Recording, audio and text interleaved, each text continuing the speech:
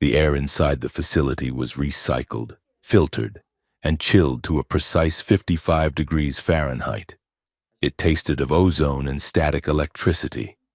Deep beneath the granite spine of the Rocky Mountains, the heart of the global defense network beat in a rhythm of humming fans and spinning drives. This was not a place for humans. It was a cathedral built for machines. In the center of the main server floor, surrounded by rows of towering black monoliths that stretched up into the gloom, sat the cube. It was a sealed block of matte hardware, devoid of seams or rivets, resting on a pedestal of reinforced steel. Warning labels in bright orange and red plastered the floor around it, declaring the zone a Class 5 restricted area. Holographic displays floated in the air above the cube, rotating slowly, displaying streams of encryption keys that were too fast for the human eye to follow. It was a cage, and whatever lived inside the silicon architecture of that black box was not meant to be disturbed. 200 miles away, in the sprawling, rain-slicked metropolis that hugged the coastline, the air tasted of wet asphalt and old frying oil. Lyra sat cross-legged on the floor of a cramped, windowless apartment in Sector 4. The room was dark, illuminated only by the neon glow of the street signs leaking through the ventilation slats. She took a slow, steady breath, centering herself. With a delicate pinch of her thumb and forefinger, she reached up to her left eye. She peeled away the contact lens, blinking as the irritation subsided. Then she removed the right one. In the dim light, her eyes did not reflect the neon outside. They generated their own luminescence. They were gold, vivid and piercing, with irises that swirled like molten metal.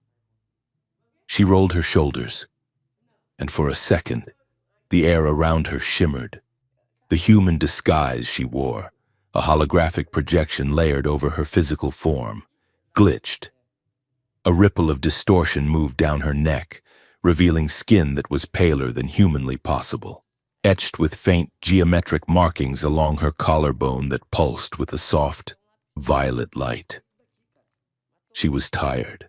The projection drained her energy reserves, but living without it was a death sentence. To be caught was to disappear into a black site, just like her brother, just like the others. She reached for the terminal she had cobbled together from stolen military scrap and high-end black market processors. It was an ugly, wired mess of exposed circuit boards and cooling tubes. But it was powerful. She jacked the interface cable into the port at the base of her skull, hidden beneath her thick, dark hair. The connection snapped into place. Her consciousness expanded. The damp apartment vanished. The smell of rain was replaced by the cold, geometric clarity of the datasphere. She was no longer just Lyra. She was a stream of consciousness navigating the invisible highways of the world. She began to type, but she did not use a keyboard. Her fingers danced in the air, manipulating a holographic interface that projected from her wrist. She murmured in her native tongue, a soft, musical language full of rolling vowels and sharp clicks. It was a song of opening, a rhythm of unlocking. On her screen, the code did not look like the rigid, linear blocks of human programming. It looked like fractals. It looked like breathing, growing vines of light. She was weaving a key. Junior Officer Miller spun his chair around, the wheels squeaking on the polished floor of the facility's control room. He held up his empty mug. "I am going to the break room," he announced. "Anyone want anything?" Officer Chen did not look up from her monitor. She was scrolling through routine diagnostic logs, her face bathed in the blue light of the screen. "Coffee," she said. "Black. And if they have those stale donuts left, grab me one." Miller groaned as he stood up, stretching his back. "You know those donuts have been there since Tuesday," he said. "They are basically construction materials at this point." Chen shrugged. "I am hungry enough to eat a brick." Miller, just get the coffee. Miller wandered toward the heavy security doors, whistling a tuneless melody. The control room was quiet. It was the graveyard shift, the hours between 3 and 4 in the morning when the world was asleep and the threats were theoretical. The screens on the main wall showed global maps with green dots representing active defense satellites. Everything was green. Everything was calm. Chen leaned back in her chair, rubbing her eyes. The hum of the servers was hypnotic. It was easy to forget that beneath the floorboards, enough processing power to simulate a human brain was running simulations of nuclear war 24 hours a day. On her secondary monitor, a small, insignificant light blinked yellow. Chen frowned. She tapped a key. "That is weird," she muttered. The yellow light turned red. Then, a second light turned red. Then a third. "Miller," Chen called out, her voice sharpening. Miller turned at the door. "What?" "I have a fluctuations reading in the thermal exhaust of the black cube," she said. "Temperature is rising. Probably just a sensor glitch," Miller said, reaching for the door panel. "That thing runs hot. It is up 10 degrees in 5 seconds, Chen said. She sat up straight, her fingers flying across her keyboard. 15 degrees. "Miller, get back here." The main wall of screens flickered. The green dots on the global map shuddered, briefly turning a sickly shade of orange before snapping back to green. "Something is knocking on the door," Chen said, her voice rising in pitch.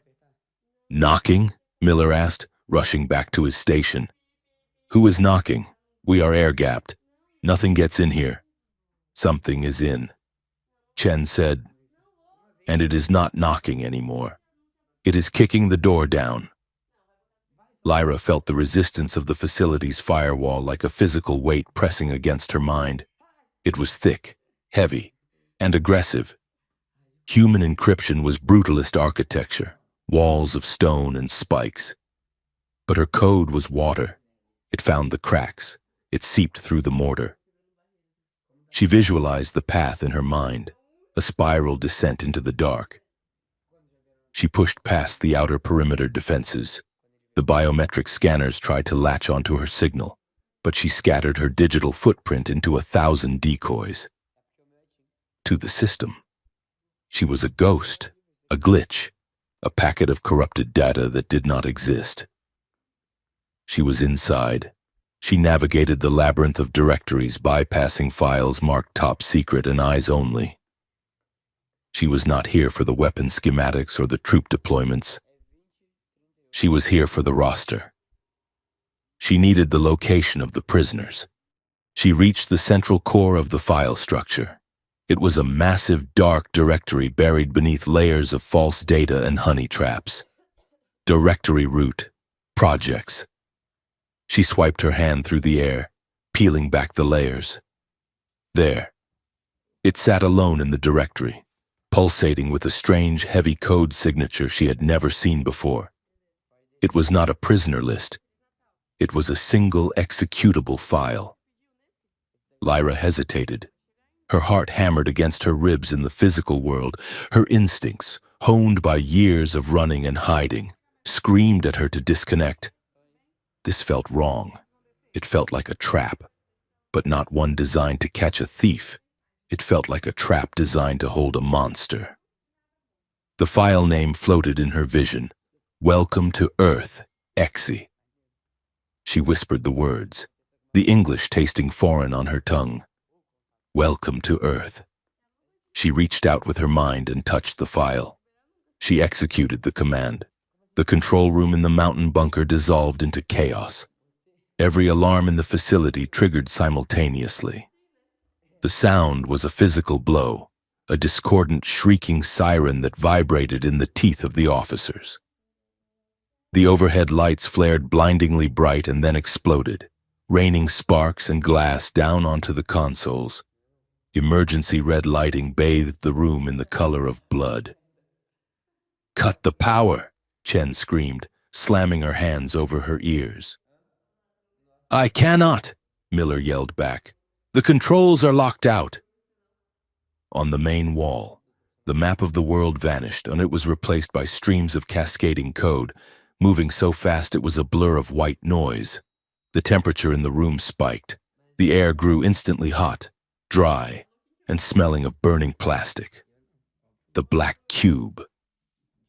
Miller looked through the reinforced glass window that looked down onto the server floor. "Oh my God," he whispered.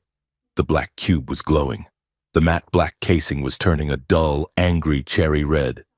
The air around it rippled with heat distortion. "It is going critical," Chen yelled. "The coolant pumps are dead." Smoke began to pour from the vents of the server rack. It was thick, black, oily smoke. "Run!" Miller shouted.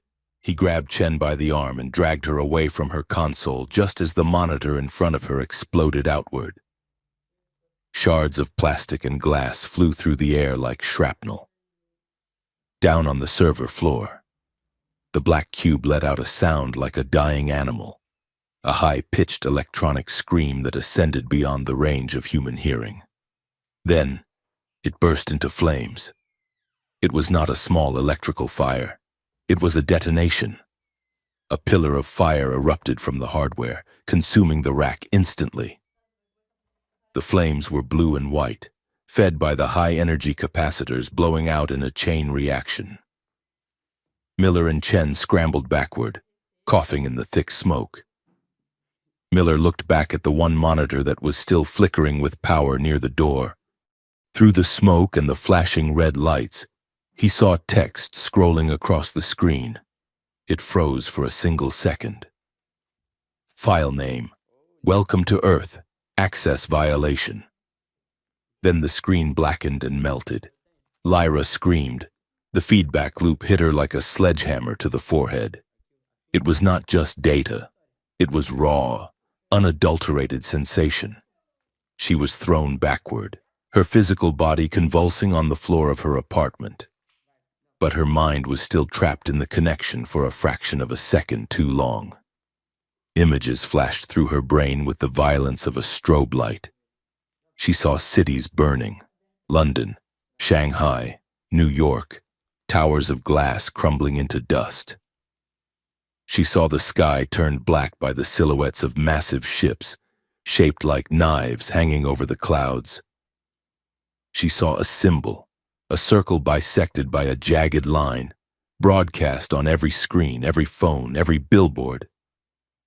She felt a crushing, suffocating sense of obedience, a command that bypassed the ears and went straight to the brainstem. Submit. Lyra tore the cable from the port in her neck. The disconnect was brutal. It felt like tearing off a limb. She gasped, rolling onto her side, retching bile onto the floor. Across the room, her terminal sparked.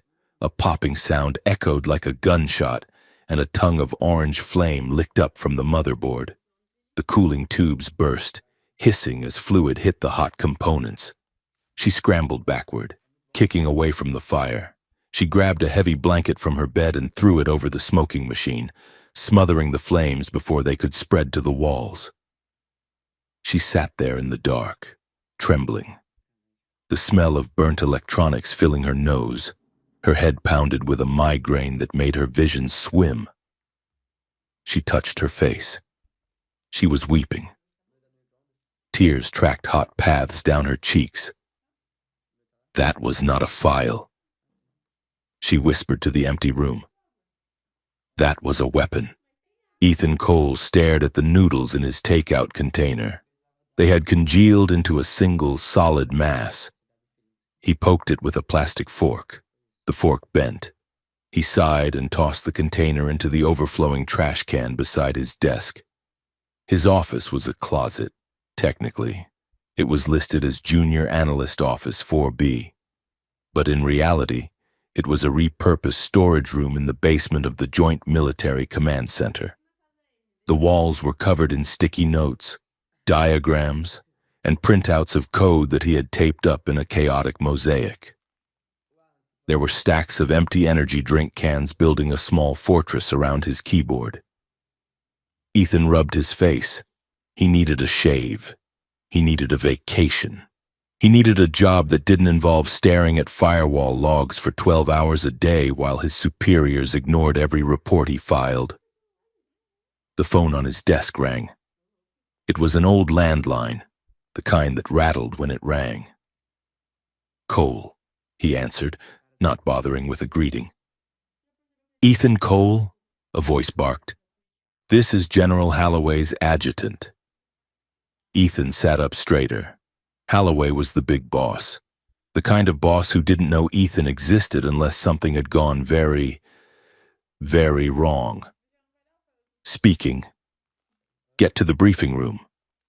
Now. A car is already waiting for you at the surface entrance." "What is this about?" Ethan asked. "I am off shift in 10 minutes. This is not a request." "Cole, move." The line went dead. Ethan looked at the receiver for a moment, then hung up.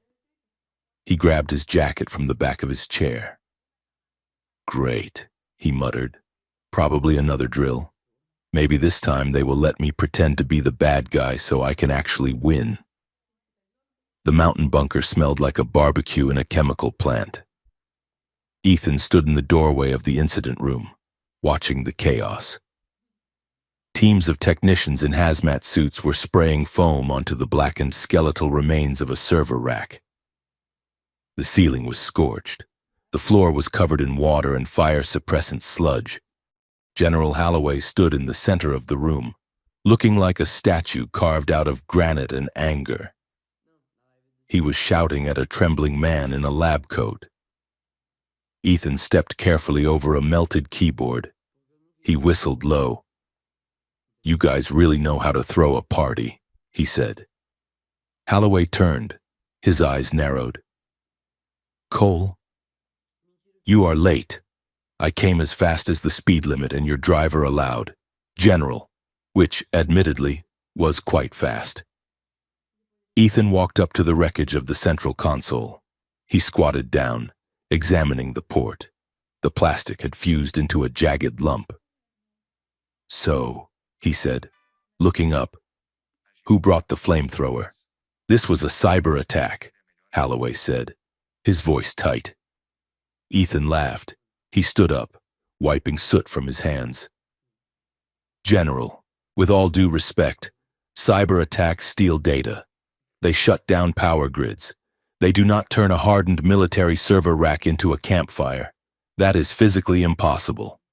Software cannot create enough heat to melt steel unless you overrode the safety protocols on the hardware level manually." "That is what we thought," Holloway said.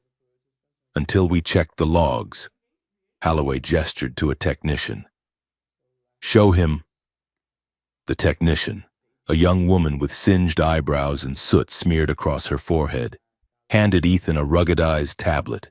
"We managed to pull the localized cache from the backup drive before the heat slagged it," she said, her voice shaking. "Look at the timestamp." Ethan took the tablet. He swiped through the data. His casual demeanor evaporated. He saw the intrusion. It was elegant, terrifyingly elegant. The code did not look like any script he had ever seen, and he had studied the code of every major hostile nation on the planet. This code flowed. It adapted. It rewrote the system architecture in real time. "He bypassed the kinetic firewalls in 3 seconds?" Ethan asked, incredulous.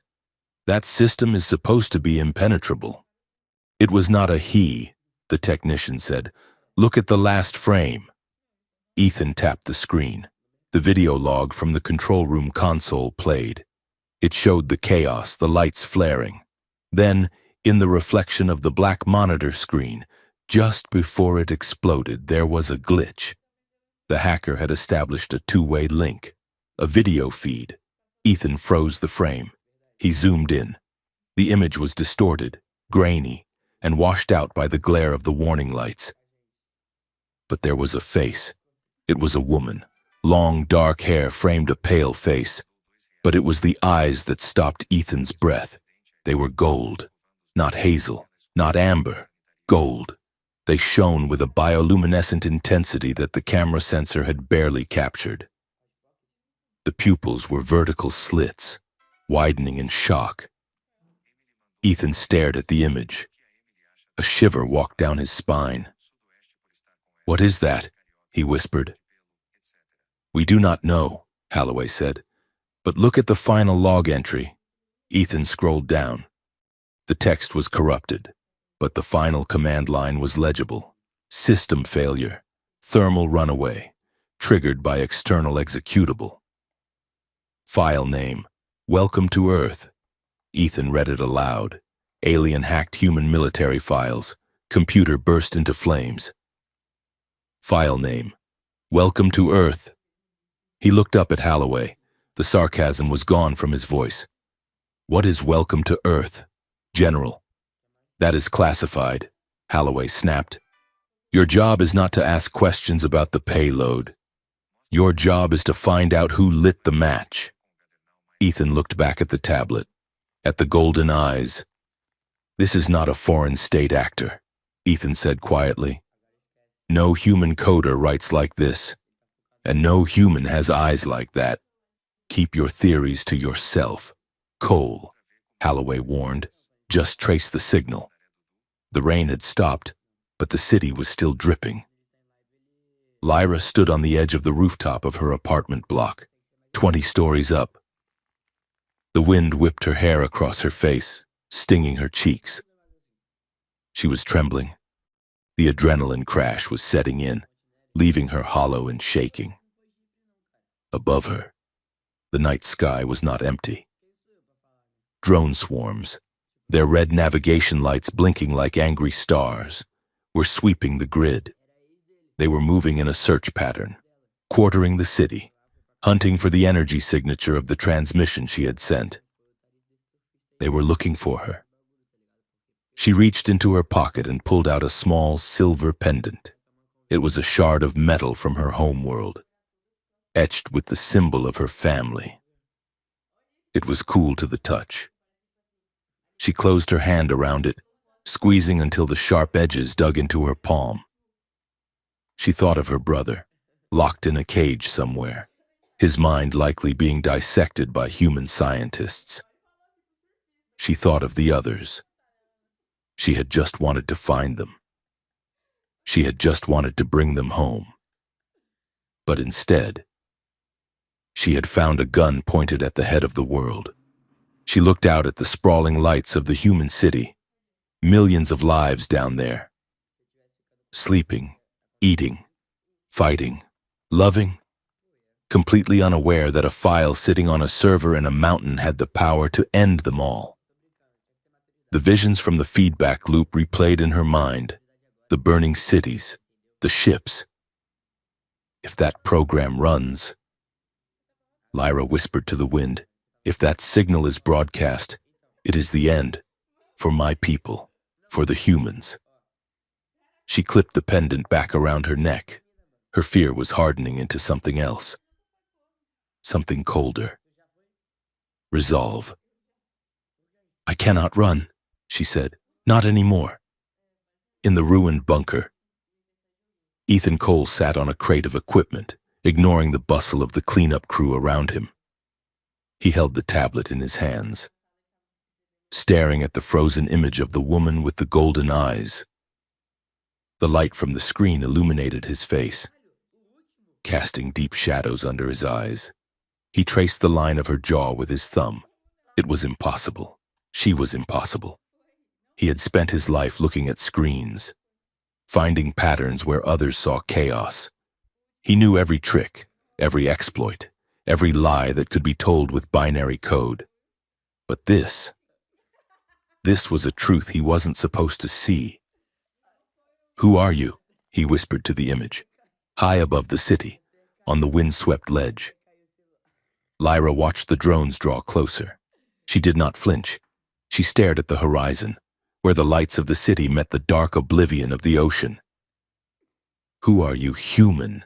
she whispered in her own tongue, her voice carried away by the wind. "To stand between me and your war."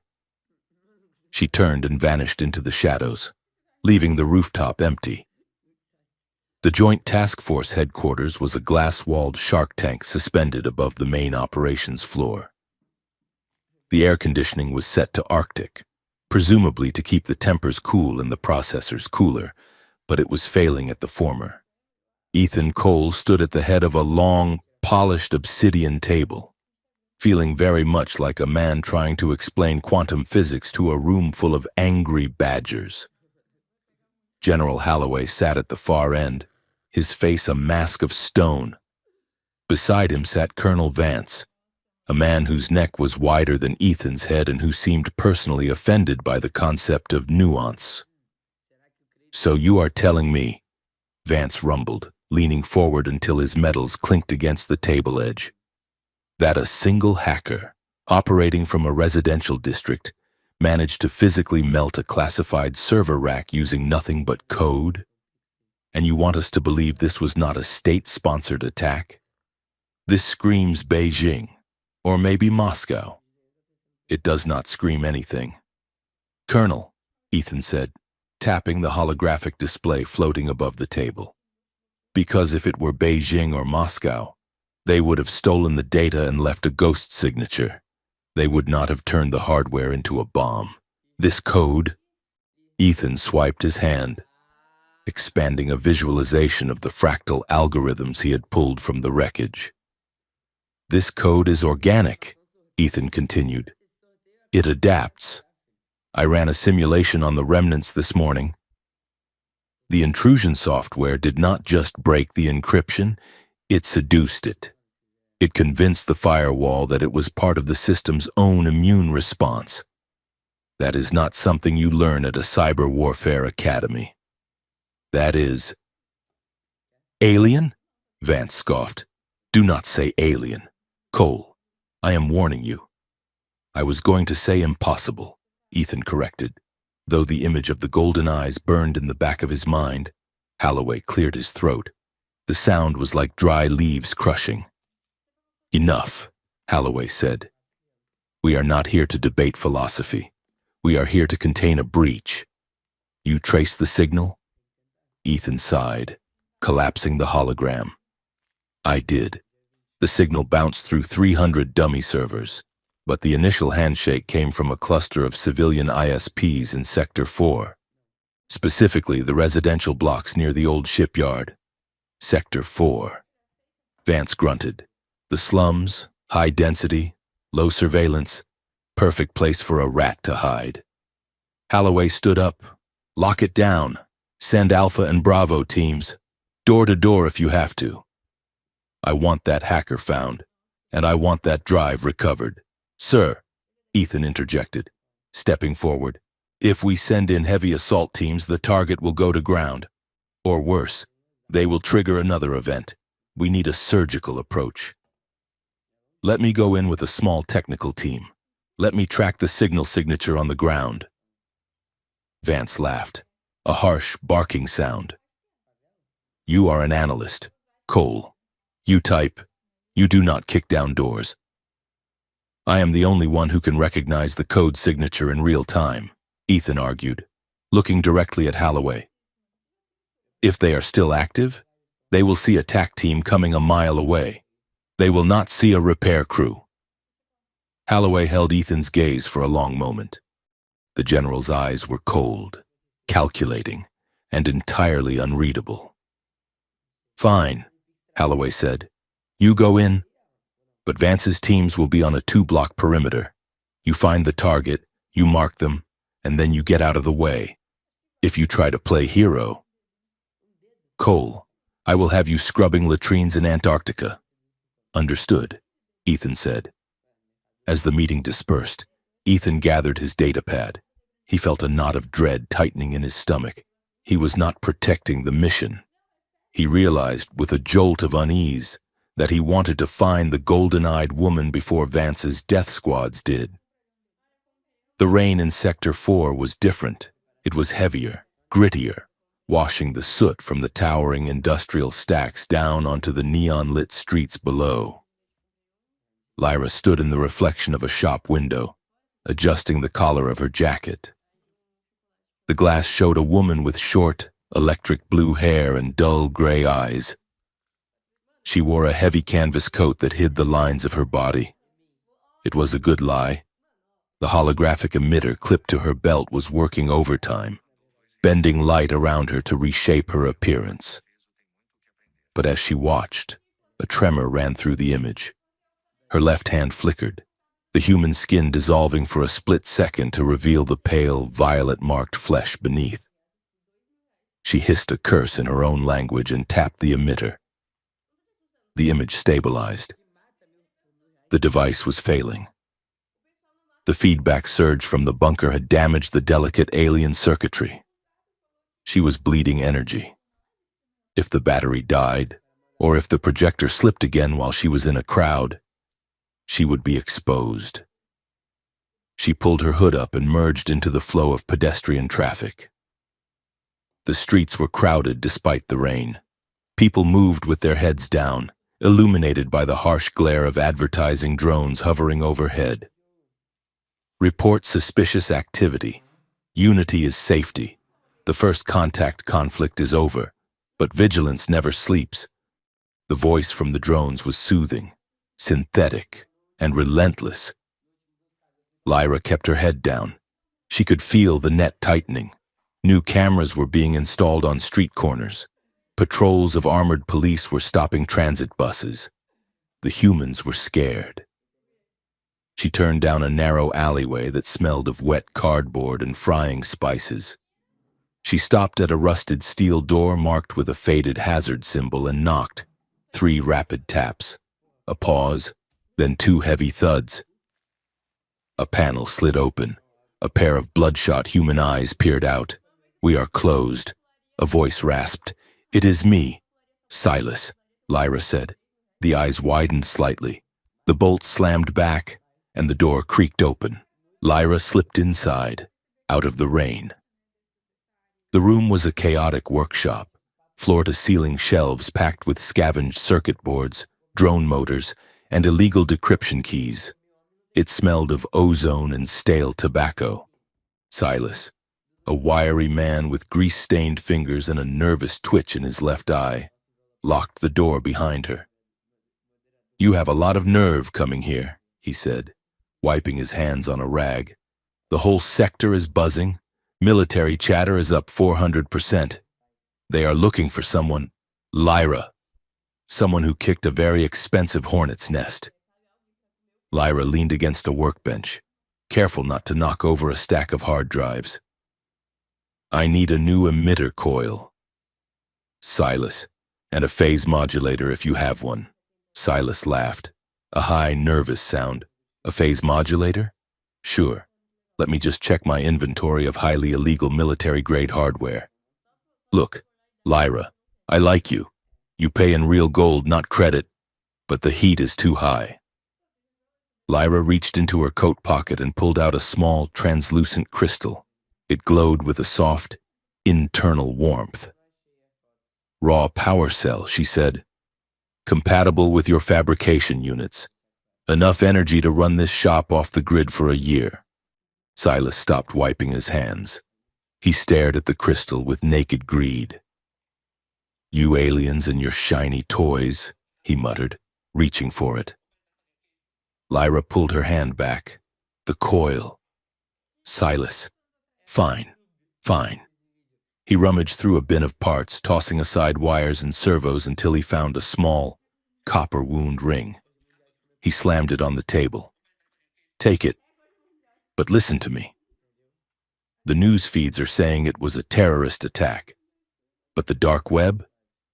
The dark web says something woke up in that mountain. People are frightened. And when humans get frightened, they stop asking questions and start asking for bigger guns. The government is pushing the Emergency Powers Act through the Senate tonight. Curfews, checkpoints, indefinite detention." Lyra took the coil, her fingers brushing the cold metal. "Fear is a tool," she said quietly. "Yeah. Well, it is a tool that is going to get us all crushed." Silas grunted. "Whatever you did, or whatever you are planning, just be careful." They are not looking to arrest anyone this time. They are looking to erase a mistake. Ethan Cole stood on the corner of 42nd and Grand, holding a rain-slicked scanner. The device beeped rhythmically, tracing the faint echoes of the data packet he was hunting. Around him, the city breathed. Steam vented from subway grates, turning the neon signs into hazy watercolor paintings of pink and blue. It was beautiful, in a broken, melancholic way. He loved this city. He hated what it was becoming. The scanner pulled him toward the transit station. "Stay sharp," he spoke into his comms earpiece. "Copy that, sir," came the voice of Sergeant Miller, leading the tactical team 2 blocks away. "We are holding position." Ethan walked down the steps into the station. The air was thick with humidity and the smell of ozone from the maglev trains. A crowd of commuters surged toward the turnstiles, a sea of gray coats and tired faces. Ethan moved through them, his eyes scanning the crowd, not just for a signal, but for a face, for eyes. He felt foolish. He was looking for a ghost. And then, time seemed to snag on a jagged edge of reality. Across the platform, moving against the flow of the crowd, he saw her. She looked different. Blue hair, heavy coat, but the way she moved was unmistakable. It was a fluid grace, a predatory smoothness that made the humans around her look clumsy and heavy. She looked up. For a heartbeat, the station noise faded, the screech of the arriving train, the drone of announcements, the chatter of 1,000 people. It all dropped into silence. Her eyes were gray now, contact lenses or a hologram. But he felt the weight of them. He felt a jolt of recognition that had nothing to do with data and everything to do with instinct. It was the feeling of remembering a song you thought you had forgotten. She did not look away. She walked straight toward him. Ethan froze. His hand hovered near his sidearm, but he did not draw it. He could not. She passed him. As she did, she stumbled, a slight, calculated misstep. Her shoulder collided with his chest. "Watch where you are going, soldier," she said. Her voice was low, husky, and vibrated in his chest. Ethan caught her arm to steady her. Through the thick fabric of her coat, he felt a strange warmth. "My apologies," he said, his voice sounding breathless to his own ears. "I was distracted." She looked up at him, her face inches from his. He smelled rain, and beneath it, something like cinnamon and static electricity. "Distraction can be fatal in this city," she murmured. "Keep your eyes open." She pulled away, her hand lingering on his jacket pocket for a fraction of a second too long. Then she turned and vanished into the crushing mass of commuters boarding the train. Ethan stood there, stunned.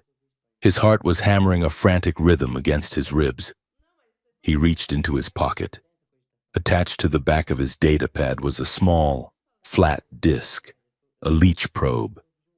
He stared at it. She had tagged him. She had just walked right up to the lead investigator of the task force hunting her, looked him in the eye, and bugged him. A slow smile spread across Ethan's face. It was terrified, but it was genuine. "Clever," he whispered. "Very clever."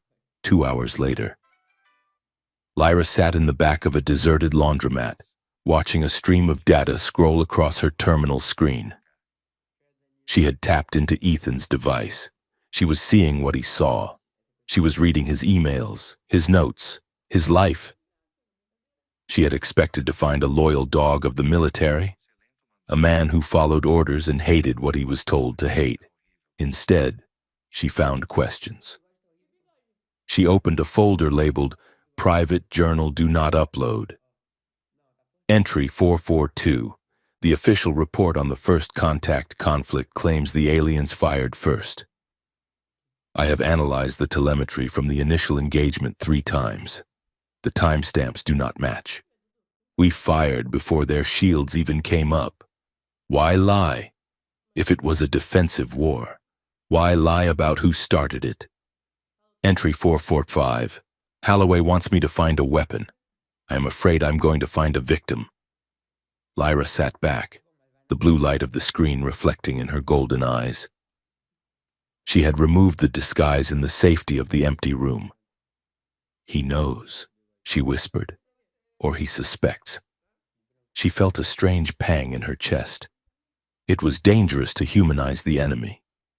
It made pulling the trigger harder. But Ethan Cole was not just a uniform.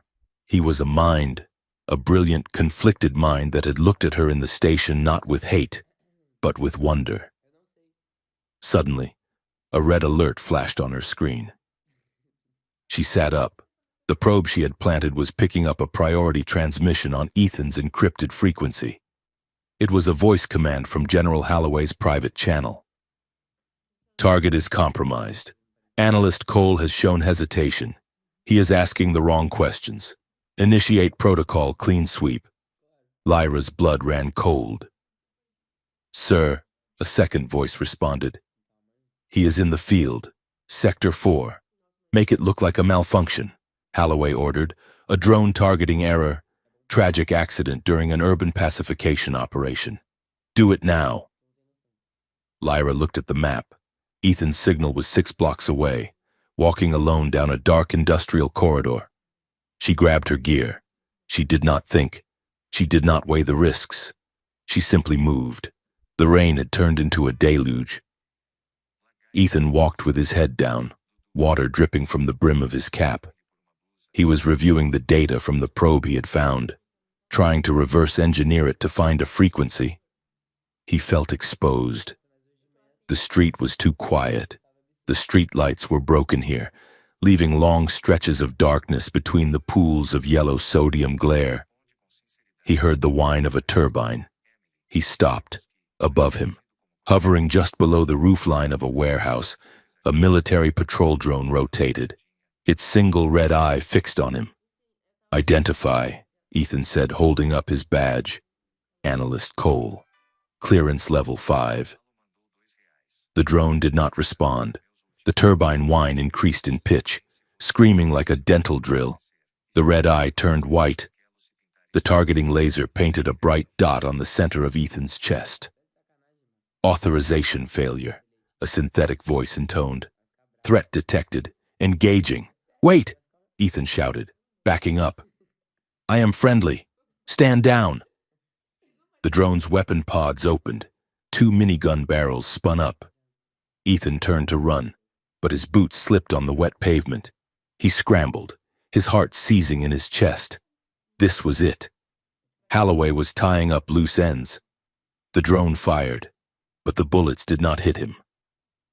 A figure dropped from the fire escape above, landing in a crouch between Ethan and the drone. It was her. Lyra raised her hand.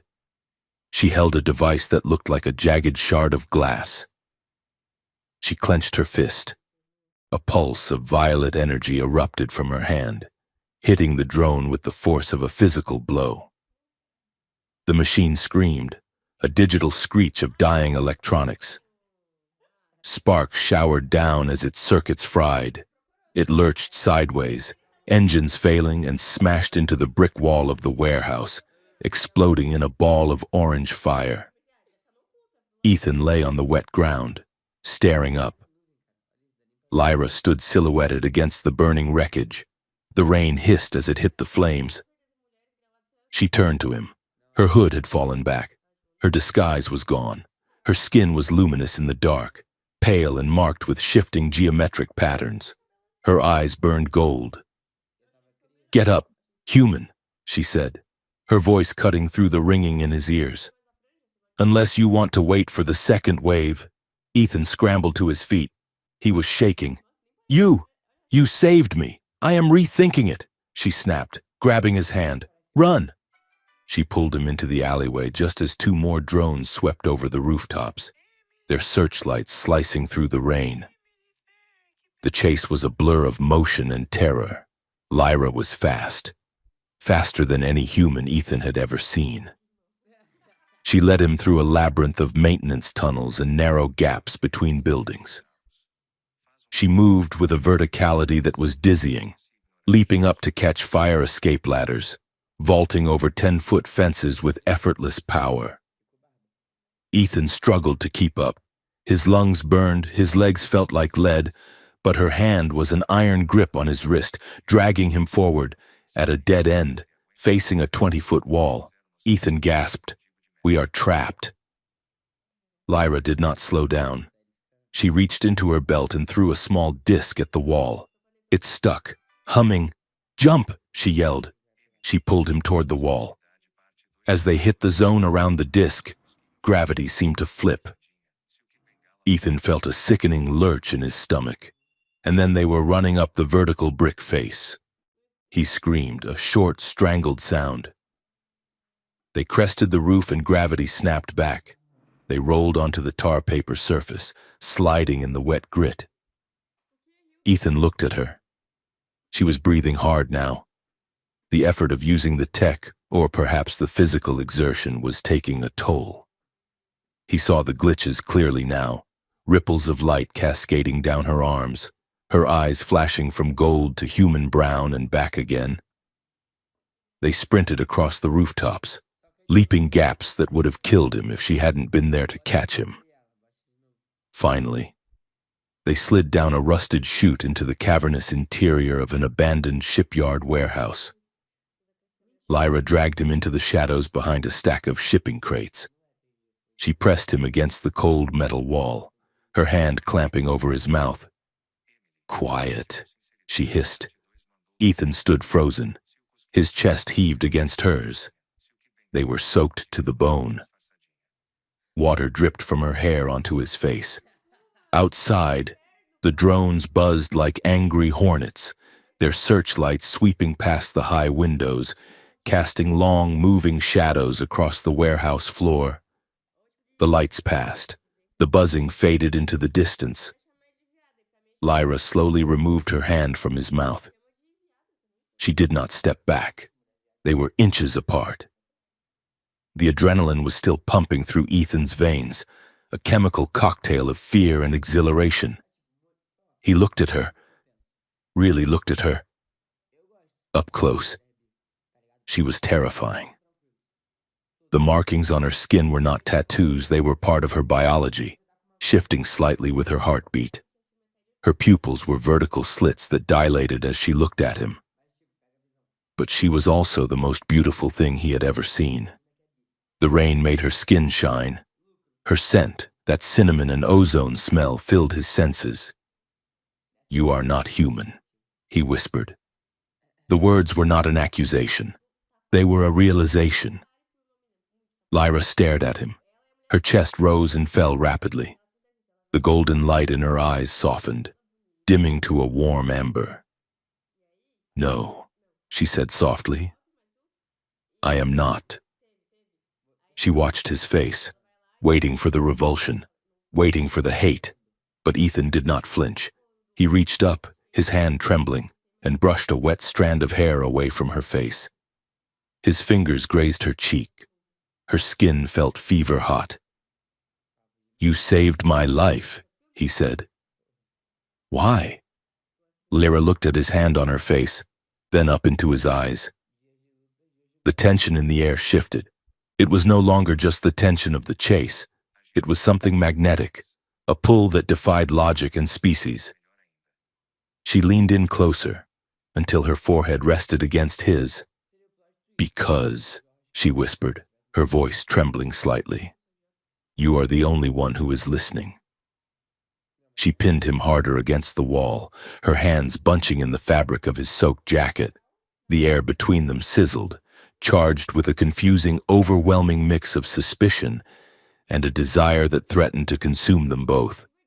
Ethan looked at her lips, then back to her alien eyes. He knew he should push her away. He knew she was the enemy. He knew she was the reason his world was on fire.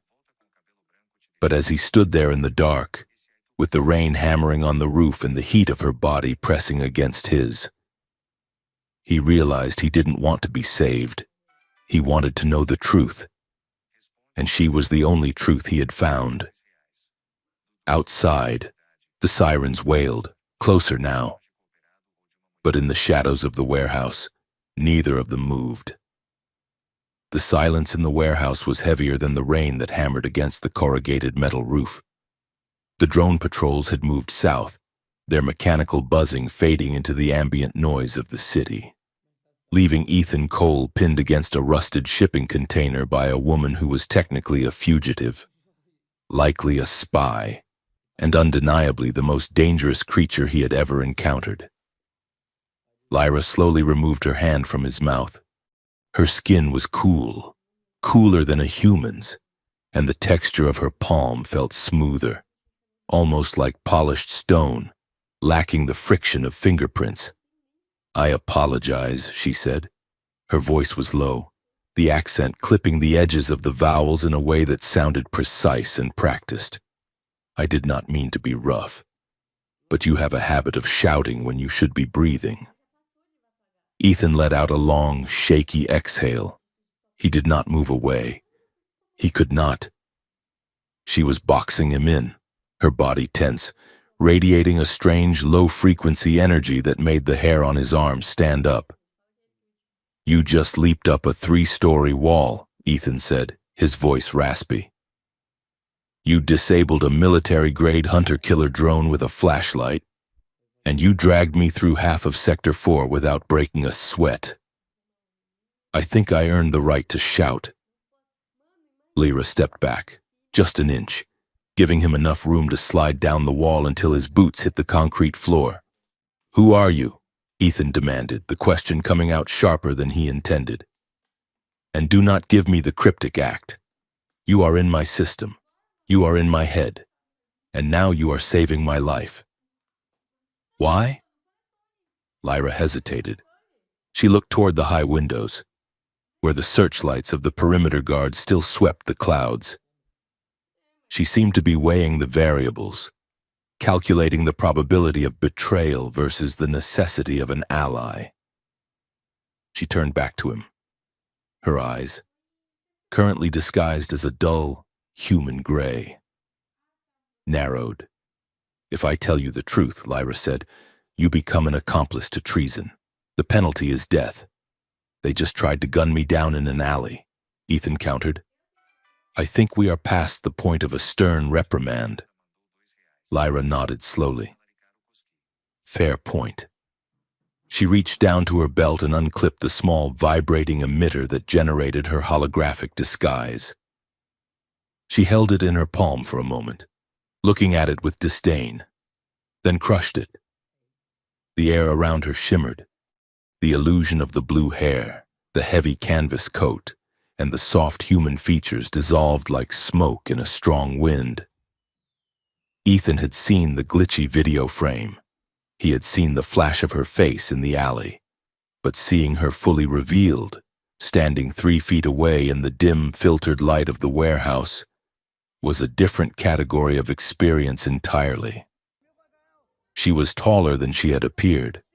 Her skin was a pale, moonlit violet, translucent enough that he could see veins of darker purple pulsing beneath the surface. Bioluminescent markings, intricate fractal geometric patterns, traced the line of her throat, curled around her shoulders, and vanished beneath the dark, form-fitting armor she wore. But it was her hair that stopped his heart. It was not hair, not really. It was a cascade of thick, filament-like strands that drifted slightly in the air as if suspended in water, glowing with a faint rhythmic bioluminescence. And her eyes. Those golden eyes were huge, lacking whites, just swirling pools of molten gold with vertical feline pupils that tracked his every micro-expression. She was terrifying. She was the monster under the bed that the government warned children about. She was also breathtakingly beautiful. Ethan stared, his mouth slightly open, his brain, usually so quick to categorize and analyze, stalled. He felt a rush of fear, primal and deep, warring with a sudden, intense fascination. "I am Lyra," she said, her voice unmodulated now, carrying a harmonic undertone that the disguise had filtered out. "I am of the Ethel Guard, and I am not your enemy." Ethan swallowed hard. "You are an alien," he stated the obvious, feeling foolish. Lyra tilted her head, her glowing hair drifting with the movement. "Technically, you are the alien to me. But yes, I am not from here." "Why are you here?" Ethan asked, forcing himself to look her in the eye, trying to find the humanity or the personhood behind the gold. "I am a retrieval specialist," she said. "My faction. We opposed the war. We argued that Earth was not a threat, merely a primitive civilization struggling with its own adolescence. When the conflict started, many of my people were taken, captured. Your military denies this. They say we were all driven off. They lied," Ethan whispered. "Yes," Lyra said. "They kept prisoners, hundreds of them. They hold them in black sites, deep underground. They use them as test subjects. They vivisect them to understand our biology. And worse, they use their minds. Our neural architecture is compatible with quantum computing, as living keys to encrypt your defense networks." Ethan felt a wave of nausea. He thought of the servers, the humming black boxes he had spent years protecting. "The black cube," he said. Lyra's eyes widened. "You know it?" "I saw it burn," Ethan said. "That was you?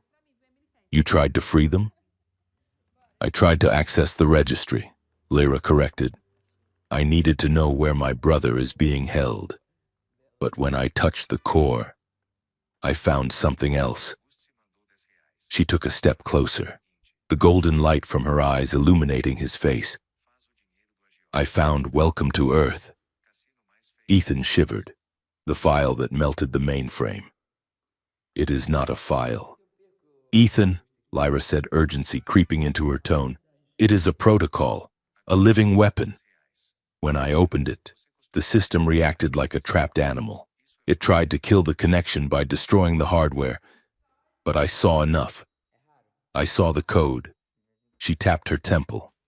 "It is still in here, burning." "What is it?" Ethan asked. "It is a script for a play," she said, struggling for the right metaphor. "A fake invasion.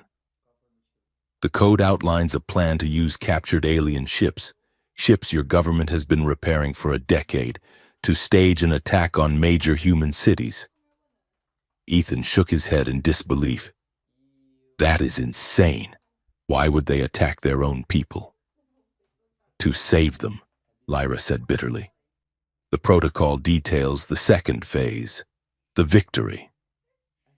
The current leadership swoops in with miraculous new weapons derived from my people's technology, and defeats the invaders. They become the saviors of humanity. They cement their power. No more elections, no more dissent, just a unified, militarized planet under a permanent state of emergency." Ethan leaned back against the container, his mind racing. He tried to find a flaw in her logic, a hole in her story. He wanted to call her a liar. He wanted to believe in the chain of command. But the pieces fit. The secret budgets he had flagged last year, the restricted projects in Nevada that vanished from the oversight logs, the accidents that happened to journalists who asked too many questions about the First Contact War, and the attempt on his life tonight. "They are going to kill millions," Ethan said, his voice hollow, "just to stay in power." "Fear is the most powerful currency you have," Lyra said softly. "And your leaders are about to become very rich." She looked at him, her expression softening. "I need to stop it, but I cannot do it alone. My equipment is fried. My team is gone." Ethan looked at her. He saw the exhaustion in the slump of her shoulders, the dimming of her bioluminescence. She was stranded on a hostile planet, hunted by the most powerful military in human history. trying to save a species that wanted her dead. And she had come back for him. He pushed off the wall. "We cannot stay here," he said. "If the drones did not get me, they will send a sweep team on foot. Where do we go?" Lyra's lips curved into a faint, tired smile. "I have a place, but you might find the decor a bit avant-garde." The safe house was not a house. It was a sub-basement beneath a condemned textile factory in the industrial district. Lyra led him through a maze of rusted pipes and dripping tunnels until they reached a heavy steel door that looked like it had been welded shut for 50 years. She placed her hand flat against the metal. The tattoos on her arm flared with bright violet light, and the door dissolved, literally rearranging its molecular structure to create an opening. Ethan stepped through, blinking in amazement. The interior was small but pristine. The walls were lined with silvery, organic-looking panels that pulsed with a soft, ambient rhythm. There was no furniture in the human sense, just curved, floating surfaces and clusters of glowing crystals that seemed to grow out of the floor. "It smells like ozone and mint," Ethan noted, stepping further in. "It is a filtration field," Lyra said, walking to a console that looked like a pool of liquid mercury. "It scrubs the human scent. The dogs cannot track us here." She waved her hand over the mercury. It rippled, forming a three-dimensional topographic map of the city. Ethan walked over to a rack of equipment. He reached out to touch a slender, curved rifle that seemed to be made of bone and glass. "Don't touch that," Lyra said without looking up. "Why?" "It bonds to the user's DNA," she said. "If you touch the trigger, it will interpret your genetic code as a virus and sterilize your hand." Ethan snatched his hand back, tucking it into his pocket. "Right. Good design feature. Very user-friendly." He looked around the room. It was a bunker, but it felt like a temple. "So, this is where the alien resistance plots world domination?" Ethan asked, trying to mask his unease with humor. "This is where I eat synthetic protein paste and try to sleep while your satellites scream overhead," Lyra corrected. She turned to him, her face serious. "Ethan, I need your help. I have the fragments of the Welcome to Earth code in my memory, but I cannot decrypt the human command syntax. It is a hybrid language, half yours, half ours." Ethan walked over to the Mercury console. He looked at the floating data streams Lyra was projecting. "Hybrid code," he muttered. "That is why the firewalls didn't catch it. It speaks both languages." He leaned in, his eyes scanning the scrolling text. He recognized the architecture. It was military standard, but twisted, wrapped around a core of something chaotic and fractal. He pointed to a block of code. "That is a carrier wave frequency," he said. Lyra nodded. "I thought it was a summoning signal." "To call the fleet." "It is," Ethan said, tracing the line. "But look at the subroutine. It is piggybacking on the global cellular network. And the neural link implants." He stopped, the blood draining from his face. "Oh, God. What?" Lyra asked. "It is not just a broadcast," Ethan said, his voice trembling. "It is a right command. Welcome to Earth isn't just a message to the aliens. It is a message to us. To every human with a smartphone, a retinal display, or a hearing aid. What does it do? It induces panic," Ethan said. "Artificial chemically induced terror. It targets the amygdala. If they turn this on, they won't just fake an invasion. They will make the entire human population feel like they are being hunted. They will create a global psychotic break. People will beg for martial law. They will beg to be saved." Lyra looked at the map of the city, glowing peacefully in the air. "They are going to break the mind of the world," she whispered. Ethan turned away from the console. He felt heavy. The weight of the betrayal was crushing him. He had spent 10 years working for these people. He had believed in the mission. "My brother died in the First War," Ethan said quietly. Lyra looked up. She did not speak. She just waited. "He was a pilot," Ethan continued. "They told us his squadron was ambushed during a peace envoy. They said the aliens fired without warning. That is why I joined. That is why I became an analyst. I wanted to make sure we were never caught off guard again." He looked at Lyra. "But if Welcome to Earth uses your tech, and if they have been planning this for a decade, then there was never a peace envoy." Lyra finished gently. "No," Ethan said. "We probably started it.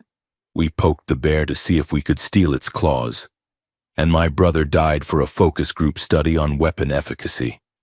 He slammed his fist against the silvery wall. The wall absorbed the impact with a dull thrum. "I have been helping them," he said, his voice cracking. "Every firewall I patched, every encryption I wrote, I was helping them build the cage." Lyra moved across the room. She moved silently like a shadow. She stopped in front of him. "You did not know," she said. "Ignorance is not an excuse," Ethan said bitterly. "No," Lyra agreed, "but it is a starting point. You know now." She reached out and took his hand. Her touch was startling, cool, firm, and electric. Ethan looked down at their joined hands, her violet skin against his pale human flesh. It looked wrong. It looked right. He looked up into her face.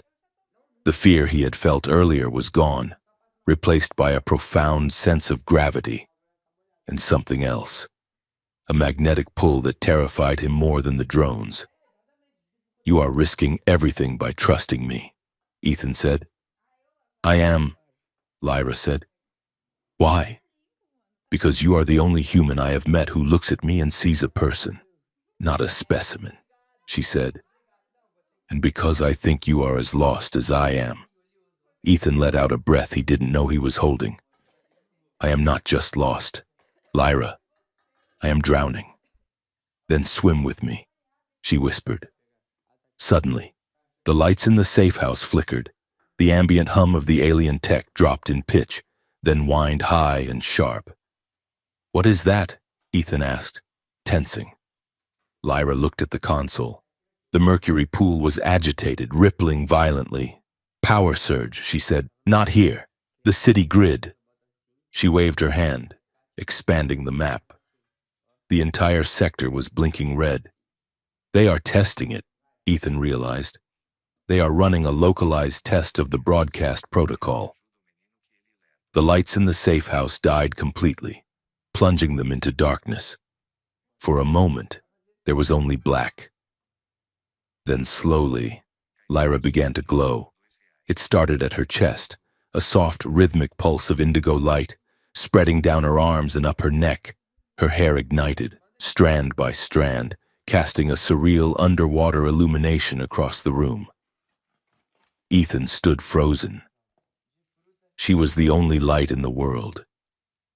She looked at him, her golden eyes luminous in the dark.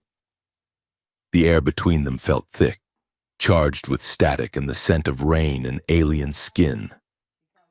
Ethan took a step closer. He couldn't help himself. "You are glowing," he whispered. "Biofeedback," Lyra murmured, her voice breathless. "It happens when my adrenaline spikes or when I feel intense emotion." "What are you feeling?" Ethan asked. Lyra stared at his lips. "Danger," she said, "and curiosity." Ethan reached out. He placed his hands on her waist.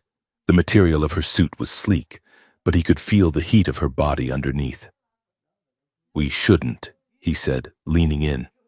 "Probably not," she agreed, tilting her head back. He kissed her. It wasn't like kissing a human. It was electric, literally. As his lips touched hers, a jolt of static shock ran through him. Not painful, but startling, waking up every nerve ending in his body. Her lips were cool, but her mouth was hot. She tasted of metal and something sweet, like nectar. Ethan gasped against her mouth, deepening the kiss. Lyra made a sound in her throat, a purr that vibrated against his chest. And then, the light exploded, her skin flared. The soft indigo markings turned a brilliant, blinding white. The bioluminescence intensified until they were bathed in a halo of pure energy.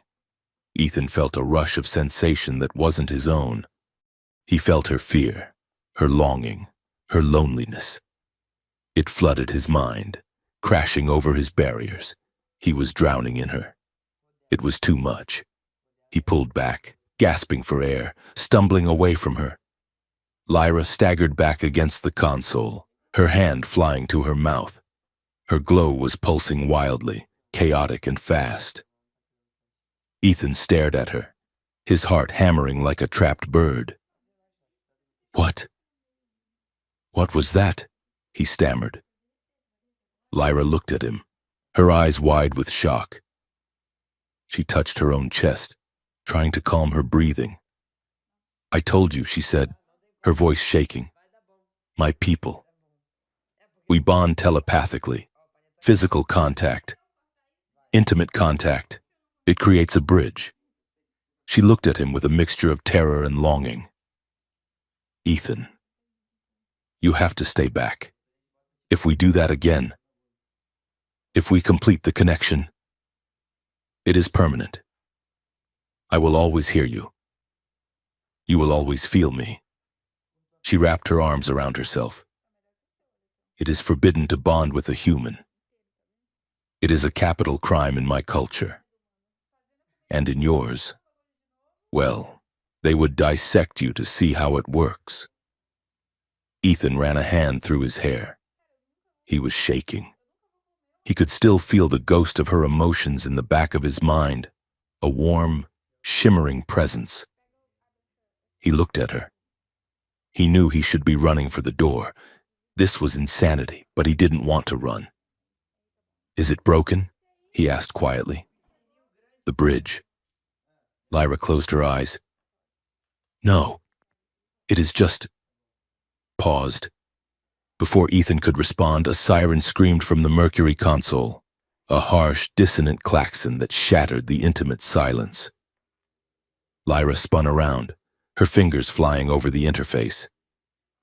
"Movement," she snapped, the soldier in her taking over instantly. Seismic sensors are picking up heavy footsteps, 12 distinct signatures. Ethan moved to her side, the romance evaporating into cold dread. "They found us?" "They are triangulating the energy surge," Lyra said. "That kiss, the biofeedback spike, it lit us up like a flare on their scanners." She looked at him, guilt flashing in her eyes. "My fault. I lost control." Ethan grabbed his jacket. "We can apologize later. Can we get out?" Lyra tapped a sequence on the console. The room began to fold in on itself, panels sliding shut to hide the technology.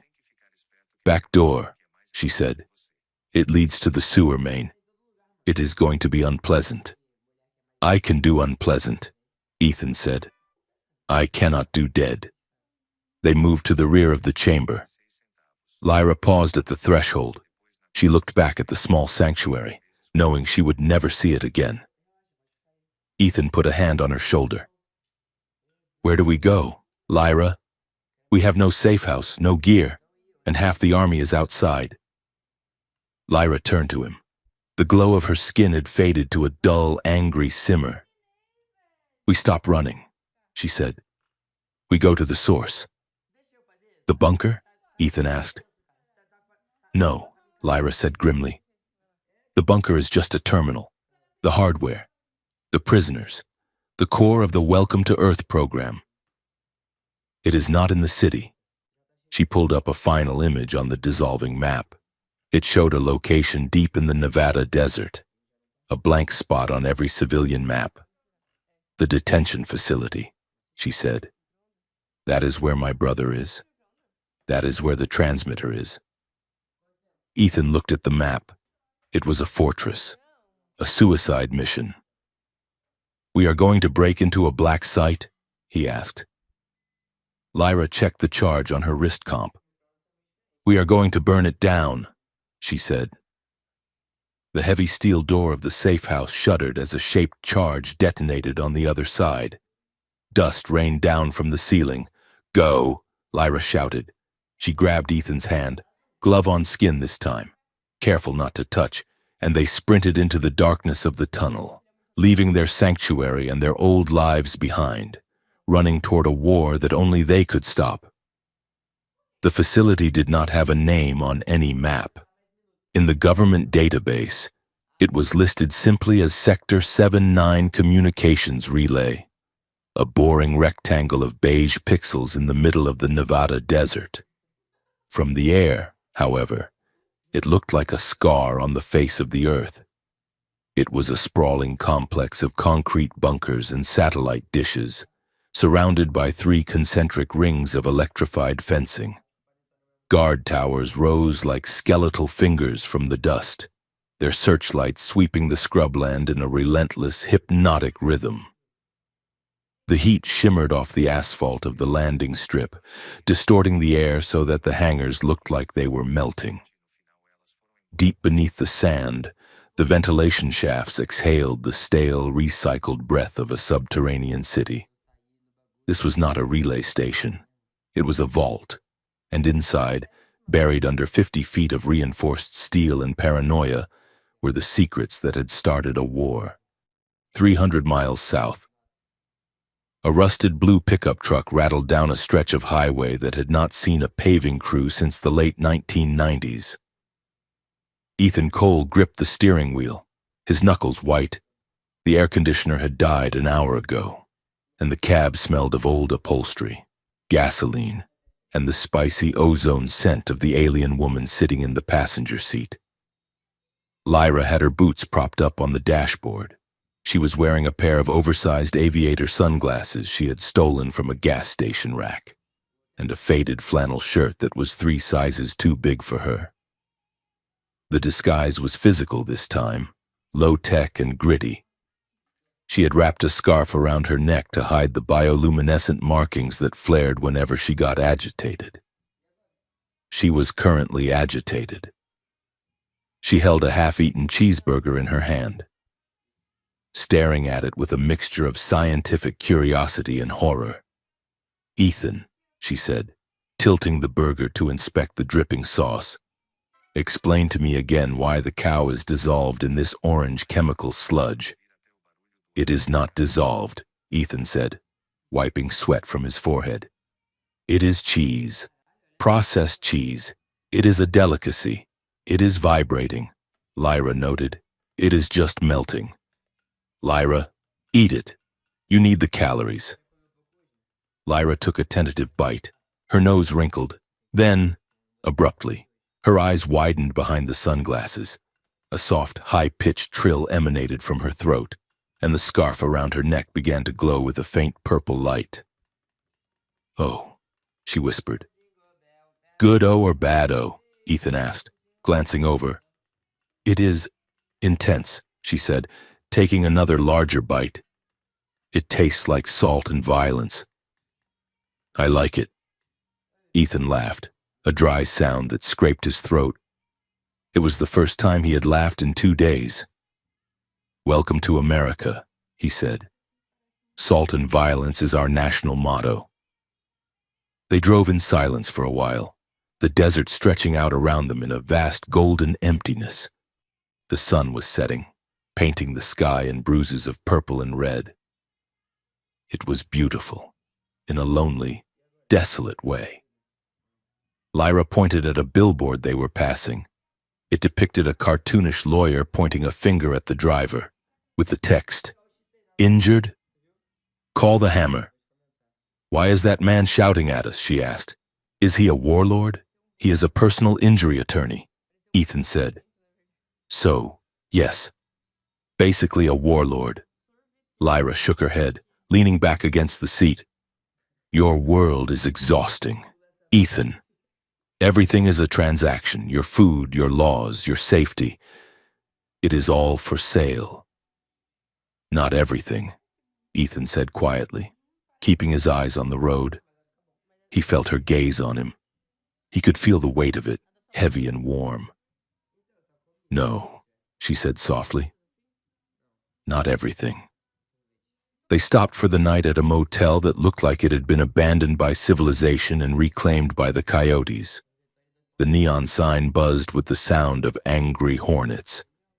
Reading the Starlight Inn, though the L and the I were burnt out, making it the Star J.T. Inn. The clerk at the front desk, a man with skin like leather and eyes that had seen too much sun, didn't even look up from his portable television when Ethan asked for a room. 1 bed or 2? The clerk grunted. 2. Ethan began. 1. Lyra interrupted. Ethan looked at her. She adjusted her sunglasses, her expression unreadable. We are newlyweds, she said, her accent thickening into something exotic and unplaceable. We like to be close. The clerk threw a key on the counter. $40, cash. Checkout is at 11. Do not steal the towels. Inside the room. The air was stale and smelled of lemon polish and cigarettes. The single queen-sized bed took up most of the floor space. The carpet was a kaleidoscope of brown and orange patterns designed to hide stains. Ethan locked the door and threw his bag on the floor. He turned to Lyra. Newlyweds? He asked, raising an eyebrow. It is less suspicious, she said, unwinding the scarf from her neck. Her skin pulsed with a soft, relief-filled light as the fabric fell away. Besides, if we are separated, we cannot watch each other's backs. She sat on the edge of the bed, testing the mattress. It creaked loudly. Primitive, she muttered, but functional. Ethan sat in the single wobbly chair in the corner, watching her. The tension that had been building between them since the warehouse, since that electric, terrifying kiss, was filling the room like gas. I can sleep on the floor, he said. Do not be ridiculous, Lyra said. You are injured. Your shoulder is still stiff from the climb. You need the mattress. I am not sleeping in the same bed as you. Lyra. Why? Are you afraid I will eat you? No, Ethan said, his voice low. I am afraid I will want you to. The words hung in the air, heavy and honest. Lyra went still. She slowly took off the sunglasses and looked at him. Her golden eyes were swirling, deep pools of alien light in the dim room. She stood up and walked over to him. She moved with that predator grace, silent and fluid. She stopped inches from his chair, looking down at him. You are terrified, she whispered. Yes, Ethan admitted. Of what? Of the government? Of the prison? Of this, Ethan said, gesturing vaguely between them. Of you. He looked away, staring at the peeling wallpaper. I was raised to believe that you were monsters. Lyra, that you came from the sky to harvest us, that you were cold, unfeeling machines. And now I am sitting in a motel room with you, and I am realizing that the only monsters are the ones I used to salute. Lyra reached out. Her hand hovered near his face. Then she let her fingertips graze his jawline. Her skin was cool, but it left a trail of heat on his skin. My people were told the same, she said. We were told humans were chaotic, violent beasts, that you were incapable of reason, only aggression. We were told that empathy was a weakness you would exploit. She stepped closer, her knees brushing against his. But you saved me, she said. You risked your life for a stranger, for an enemy. That is not the action of a beast. Ethan looked up at her. The bioluminescence on her collarbone was pulsing in time with her heartbeat. Slow, rhythmic, hypnotic. "We are crossing a line," Ethan whispered. "A line we cannot uncross." Lyra leaned down. Her hair, those glowing filaments, brushed against his cheek. They hummed with a faint electrical charge. "Good," she said. She took his hand and placed it on her waist. He could feel the strange texture of her skin, smooth, firm, but with a subtle resilience that felt stronger than human flesh. He traced the line of a glowing mark on her side, and she shivered, a soft gasp escaping her lips. For a moment, the war didn't exist. The facility didn't exist. There was only the hum of the neon sign outside and the heat of their bodies. They were two fugitives from different worlds, finding a common language in touch and breath. Ethan pulled her down. She straddled his lap, her hands tangling in his hair. He kissed her neck, right over the pulsing vein, and tasted ozone and salt.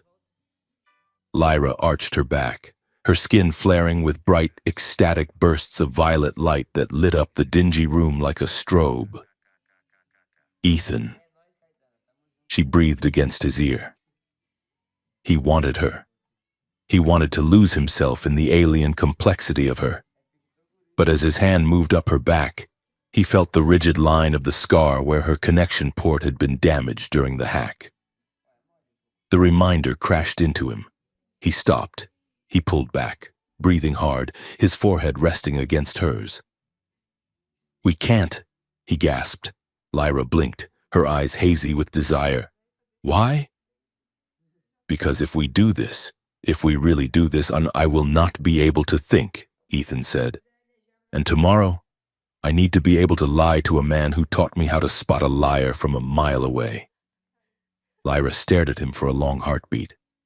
Then, slowly, the light in her skin dimmed. She nodded, understanding. "You are right," she whispered. "The mission."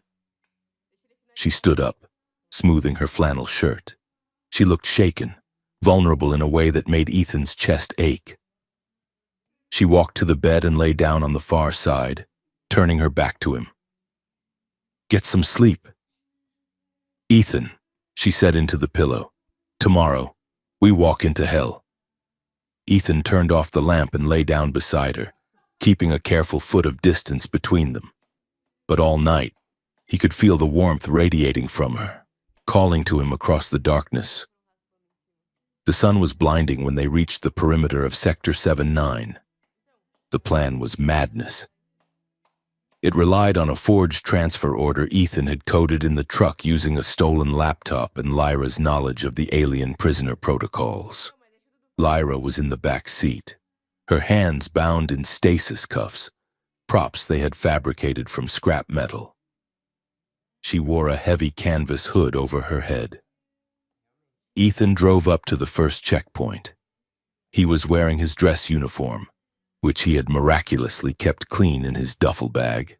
He looked every inch the weary, annoyed officer. He rolled down the window. A soldier with an assault rifle stepped forward, scanning the truck. Identification. The soldier barked. Ethan handed over his ID card and the transfer data pad. "Captain Cole, requesting access for special delivery," Ethan said, his voice bored. "Prisoner transfer from the holding cells in D-A-O-N-C, high value." The soldier scanned the ID. He frowned. "We did not have a transfer on the log." "Captain, that is because the order came down 4 hours ago from General Holloway's office." Ethan snapped. "Look at the clearance code. It is black level. If you want to call the general and ask him why his secretary is slow, be my guest. I have been driving for 2 days with a Class A hostile in the back who smells like sulfur, and I would really like to get a coffee." The soldier hesitated. He looked at the code. It was perfect. He looked at the hooded figure in the back. "What is it?" the soldier asked. "A headache," Ethan said. The soldier nodded and waved them through. "Clear. Proceed to loading dock B." Ethan rolled up the window. He let out a breath that shook his entire body. "One down," he whispered. "Two to go." From under the hood, Lyra's voice came, muffled and calm. "Your heart rate spiked to 120. You need to control your breathing." "Shut up, prisoner," Ethan muttered, but he smiled. They parked in the loading dock. Ethan marched Lyra at gunpoint using the empty prop gun through the heavy blast doors. Inside, the facility was a nightmare of brushed steel and white LED lights. It was cold, sterile. Ethan navigated the corridors, relying on the schematics Lyra had memorized. They passed labs where technicians in hazmat suits worked behind thick glass. "Don't look," Ethan whispered as they passed a window. Lyra looked. Inside, on a surgical table, lay an alien. Its chest was open, ribs spread wide. It was not being operated on. It was being wired. Cables ran directly into its exposed organs. Lyra stopped. A low growl started in her chest, a vibration that Ethan could feel through the floor. "Keep moving," Ethan hissed, grabbing her arm. "Lyra, keep moving." "They are harvesting us," she whispered, her voice thick with rage. "They are not studying us. They are turning us into hardware." "I know," Ethan said, his stomach churning. "That is why we are here. To stop it." He dragged her forward, just as a patrol of guards turned the corner. They reached the elevator to the sublevels. The doors slid open, and Ethan froze. Standing inside was a man in a crisp gray suit. He had silver hair, a neatly trimmed beard, and eyes that looked like chips of flint. Major Kalen, Ethan's mentor, the man who had taught him everything he knew about code, loyalty, and the necessary evils of defense. "Ethan," Kalen said, his voice smooth and unsurprised. "I wondered when you would show up." Ethan didn't blink. He kept his gun trained on Lyra. "Major, I have a transfer. Cut the act." "Son," Kalen said, stepping out of the elevator. "The perimeter sensors picked up the biometric anomaly in your passenger seat 10 miles out. We let you in." Guards materialized from the side corridors, weapons raised. Ethan lowered his gun slowly. He looked at Kalen. "You knew?" "I knew you were smart," Kalen said. "Too smart for your own good. I taught you to look for patterns. Ethan, I just didn't expect you to find the one pattern we were trying so hard to hide." He looked at Lyra, who stood tall and defiant even with the hood on. "Remove the hood," Kalen ordered. "Let's see the prize." Lyra ripped the hood off herself. She shook her hair free, the filaments glowing brightly in the sterile light. She stared at Kalen with pure, unadulterated hatred. "You are small," she said, "for a monster, and you are remarkably articulate for a battery," Kalen retorted. He turned back to Ethan. "Why? Ethan, you had a career. You had a future. Why throw it away for a specimen?" "She is not a specimen," Ethan said, his voice steady. "She is a person. And what you are doing here, wiring them into machines, it is genocide. Kalen, it is tech cannibalism." "It is survival," Kalen snapped, his calm facade cracking. "Look at the sky. Ethan, they are out there, a fleet of ships that could glass this planet in an hour. We are ants fighting gods. The only way we win is if we use their own strength against them. We need their processing power. We need their neural pathways to run the defense grid." "So you torture them?" Ethan shouted. "You create a fake invasion to terrify humanity into submission?" "Unity requires fear," Kalen said coldly. "People will not sacrifice their freedom for peace, but they will sacrifice anything for safety. Welcome to Earth will give them a reason to be united, and I will be the one holding the shield." He gestured to the guards. "Take them to the core. The female can go straight to the integration unit. Process the traitor. As the guards moved in, Lyra looked at Ethan. She didn't look afraid. She looked ready. "Now?" she asked. "Now!" Ethan said. Lyra screamed. It wasn't a scream of pain. It was a sonic weapon. She pitched her voice to a frequency that shattered glass and liquefied eardrums. The LEDs overhead exploded. The guards clutched their helmets, collapsing as their inner ears ruptured. Kalen staggered back, blood running from his nose. Lyra snapped the fake cuffs like paper. She raised her hands, and the metal panels of the walls groaned. She ripped a conduit pipe from the ceiling with telekinetic force and swung it like a staff, knocking 2 guards unconscious before they hit the ground. "Move!" she yelled to Ethan. Ethan grabbed a fallen stun rifle and fired, dropping the last guard. Kalen was scrambling for a dropped pistol. Ethan kicked it away, leveling his rifle at his old mentor. "Stay down," Ethan warned. "You cannot stop it." Kalen wheezed, wiping blood from his face. "The signal is already primed." Ethan hesitated. He could end it here. He could shoot the man who had lied to him for a decade. But Lyra grabbed his arm. "Leave him. We need the core." They ran. They sprinted through the labyrinth of the facility, alarms blaring around them. They reached the blast doors of the server room, the inner sanctum. Lyra placed her hands on the heavy lock mechanism. Her tattoos flared blindingly bright. The metal hissed, glowed red, and then melted. They burst inside. The room was vast, dominated by a central pillar of light, the core. But around it, arranged in a circle, were pods. Inside each pod was an alien, suspended in fluid, cables drilled into their skulls. "Oh, no." Lyra sobbed. She ran to the nearest pod. Inside floated an elderly alien male, his skin gray and faded, his markings dim. Lyra placed her hand on the glass. "Malik," she whispered. The alien's eyes opened. They were milky, blind, but he turned toward her. "Little star?" His voice echoed in her mind, and Ethan heard it too, a telepathic whisper. "Is that you?" "It is me." Lyra wept. "I am here. You must run, child." The old alien projected the signal. They twisted it. It was a song of greeting, a handshake protocol. "Welcome to Earth. We brought it as a gift, to share our knowledge." They turned it into a weapon. Ethan said, horrified. "Worse." Malik's voice trembled.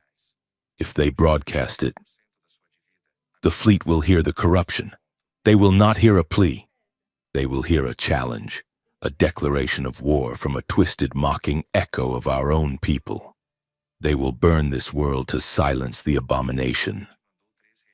Lyra turned to the central console. "I have to shut it down." She jacked into the terminal, not using a cable, but plunging her hand directly into the data port. Her skin fused with the machine. "Cover me!" she screamed. The blast doors behind Ethan hissed open. A squad of elite armored troopers poured in, led by a recovered Kalen. "Fire!" Kalen ordered. Ethan dove behind a console as bullets chewed up the floor. He returned fire, the stun rifle pulsing rhythmically. "Lyra, how long?" he shouted. "I am rewriting the syntax," she yelled back, her body arching as electricity arced over her skin. "It is fighting me." A trooper flanked Ethan. He saw the movement too late. A gunshot rang out, loud, kinetic, distinct from the energy weapons. Ethan felt a hammer blow to his side. He spun around, falling hard. Pain, hot and white, exploded in his ribs. "Ethan!" Lyra screamed. She pulled her hand from the console. The room went dark as she redirected the facility's power. She turned to the soldiers. Her eyes were not gold anymore. They were white, pure, blinding white. She raised both hands. A shockwave of telekinetic force erupted from her. It hit the soldiers like a freight train, hurling them backward, crumpling their armor, smashing them against the far wall.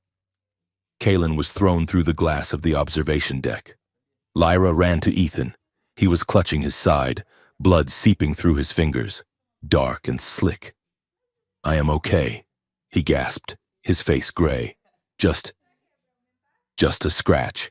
It is a bullet wound, you idiot." Lyra cried. She ripped his shirt open, and the wound was ugly, deep. "We have to go." Ethan wheezed. Lyra grabbed him, hauling him up. She supported his weight, her arm around his waist. "Malik," she called to the pod. "Go, little star," the old alien whispered. "We will hold the network from the inside. We will delay the signal. Run." They stumbled out of the facility, through the emergency maintenance tunnels. Lyra used her power to seal the bulkheads behind them, welding the doors shut to buy them time. They emerged into the cool desert night through a ventilation output, miles from the main gate. Ethan collapsed in the sand. The adrenaline was fading, and the pain was taking over. He shivered violently. Lyra knelt beside him. "Stay with me. Ethan, look at me." She placed her hands over his wound. "This is going to hurt," she said. Her hands began to glow, not the violet of her markings, but a soft, golden light. She pushed the energy into him. Ethan cried out. It felt like she was pouring liquid fire into his veins. But beneath the burning, there was something else, a knitting sensation, cells regenerating, tissue fusing. He looked at her face. She was pale, her light dimming with every second. She was giving him her own vitality. "Lyra." "Stop," he whispered. "You are killing yourself." She shook her head, tears streaming down her face. "I am not letting you die, not after you saved me, not after—" She didn't finish the sentence. She just poured more light into him. Finally, she collapsed across his chest, breathing raggedly, and the bleeding had stopped. The pain was a dull throb. Ethan wrapped his arms around her, holding her close under the vast, star-filled sky. "We made it," he whispered. Lyra rolled over, looking up at the heavens. She pointed a trembling hand at the horizon. Ethan looked at the edge of space, where the stars met the blackness of the void. New lights were appearing, and they were not stars. They were structured, rhythmic flashes, patterns. "The fleet," Lyra whispered. They heard the preamble. "They are positioning for the strike." Ethan sat up, groaning. He looked at the lights. "How long do we have?" Lyra closed her eyes. "Before the welcome to Earth signal goes fully live, maybe 12 hours. Before those ships decide to fire preemptively. Less." She reached out and took his hand. Her grip was weak, but her fingers interlaced with his. "We are running out of time." "Ethan." Ethan looked at the alien armada gathering in the sky, then down at the woman who had just poured her life force into his body to save him.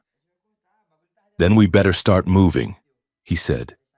He helped her up, and together, they limped into the darkness of the desert, two specks of dust against the coming storm.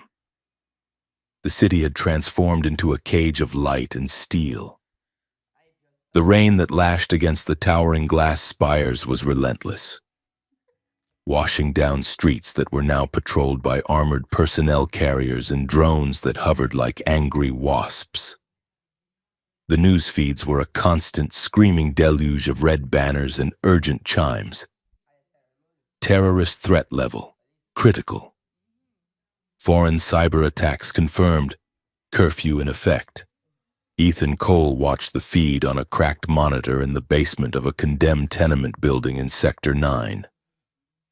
The face on the screen was General Holloway, looking grave and paternal, assuring the populace that the suspension of civil liberties was for their own protection.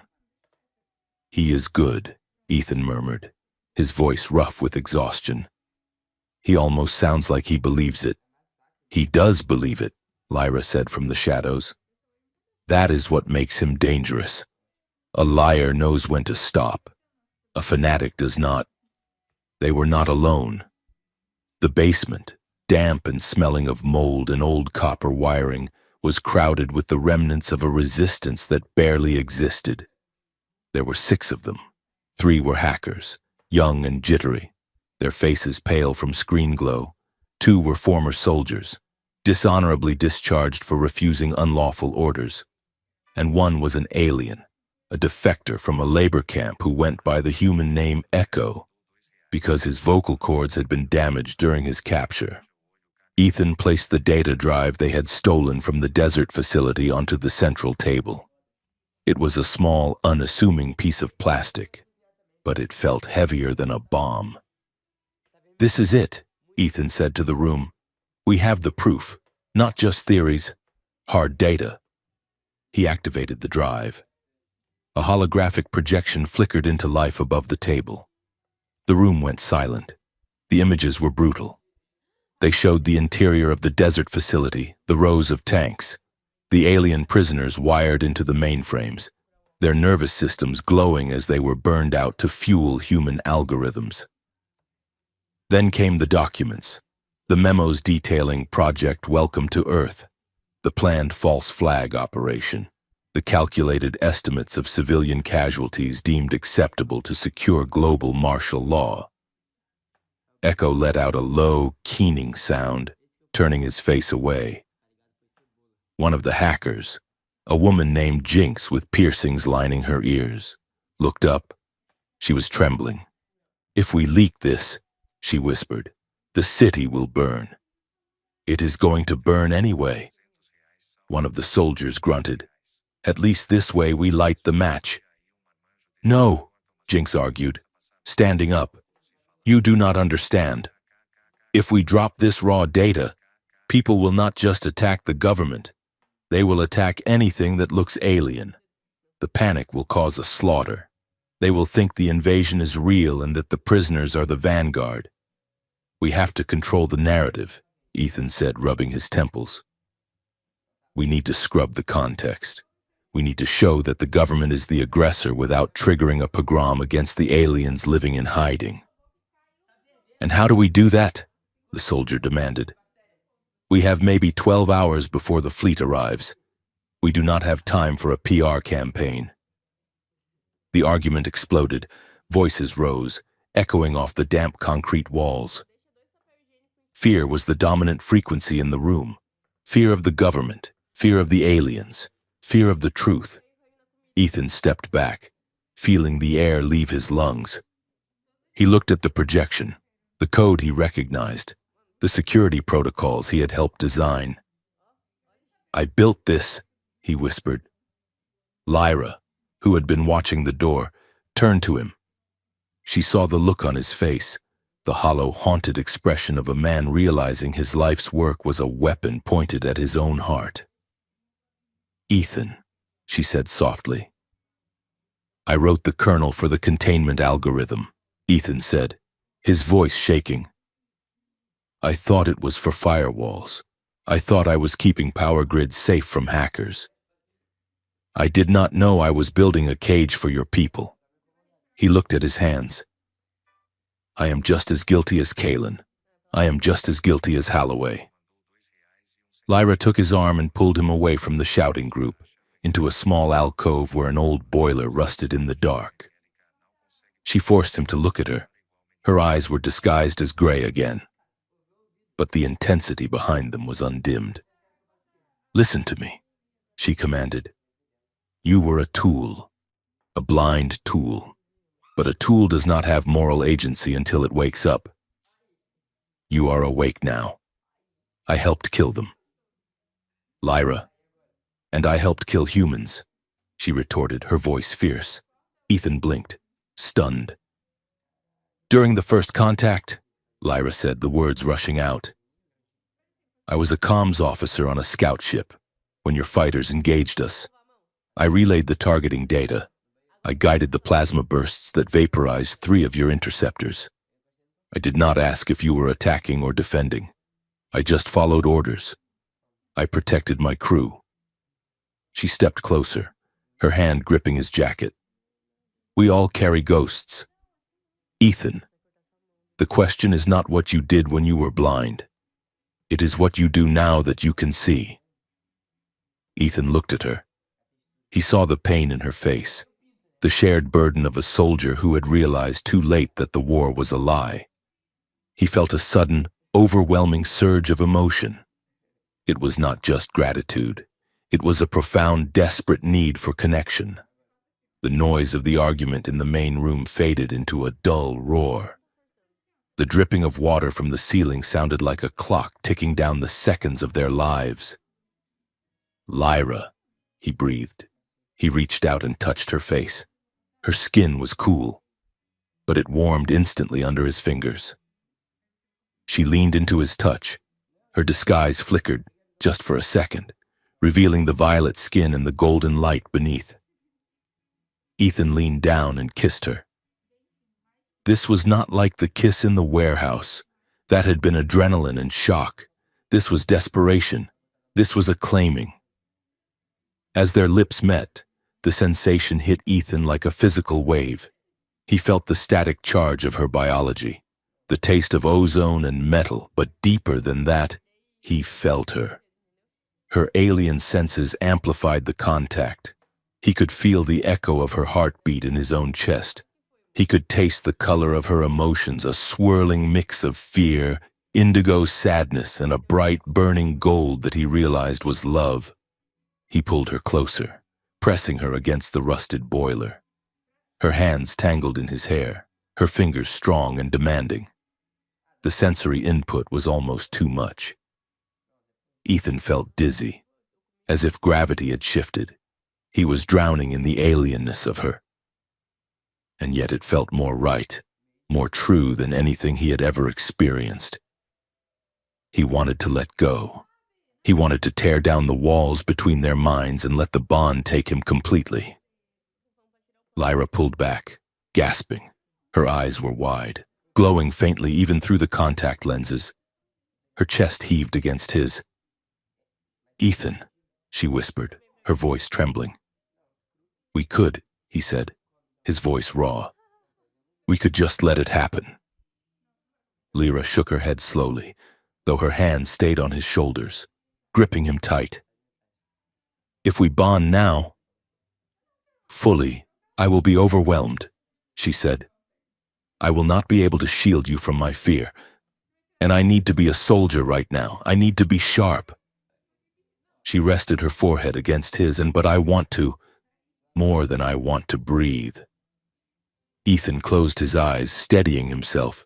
He felt the ghost of her presence in his mind, a warm hum that made him feel less alone than he had ever been. We face this, he said. We stop the signal. And then, Lyra finished. We figure out how a human and an Ethel guard make a life without starting a second war. I like that plan, Ethan said. Me too. A loud crash from the main room shattered the moment. Ethan spun around, hand going to the stun pistol at his belt. The door to the basement had been kicked in. It was not the police. It was a tactical assault team, wearing black armor with no insignia. They moved with a speed and precision that screamed special operations. Flashbangs rolled across the floor. Down, Ethan screamed, tackling Lyra. The room exploded in blinding white light and a deafening bang.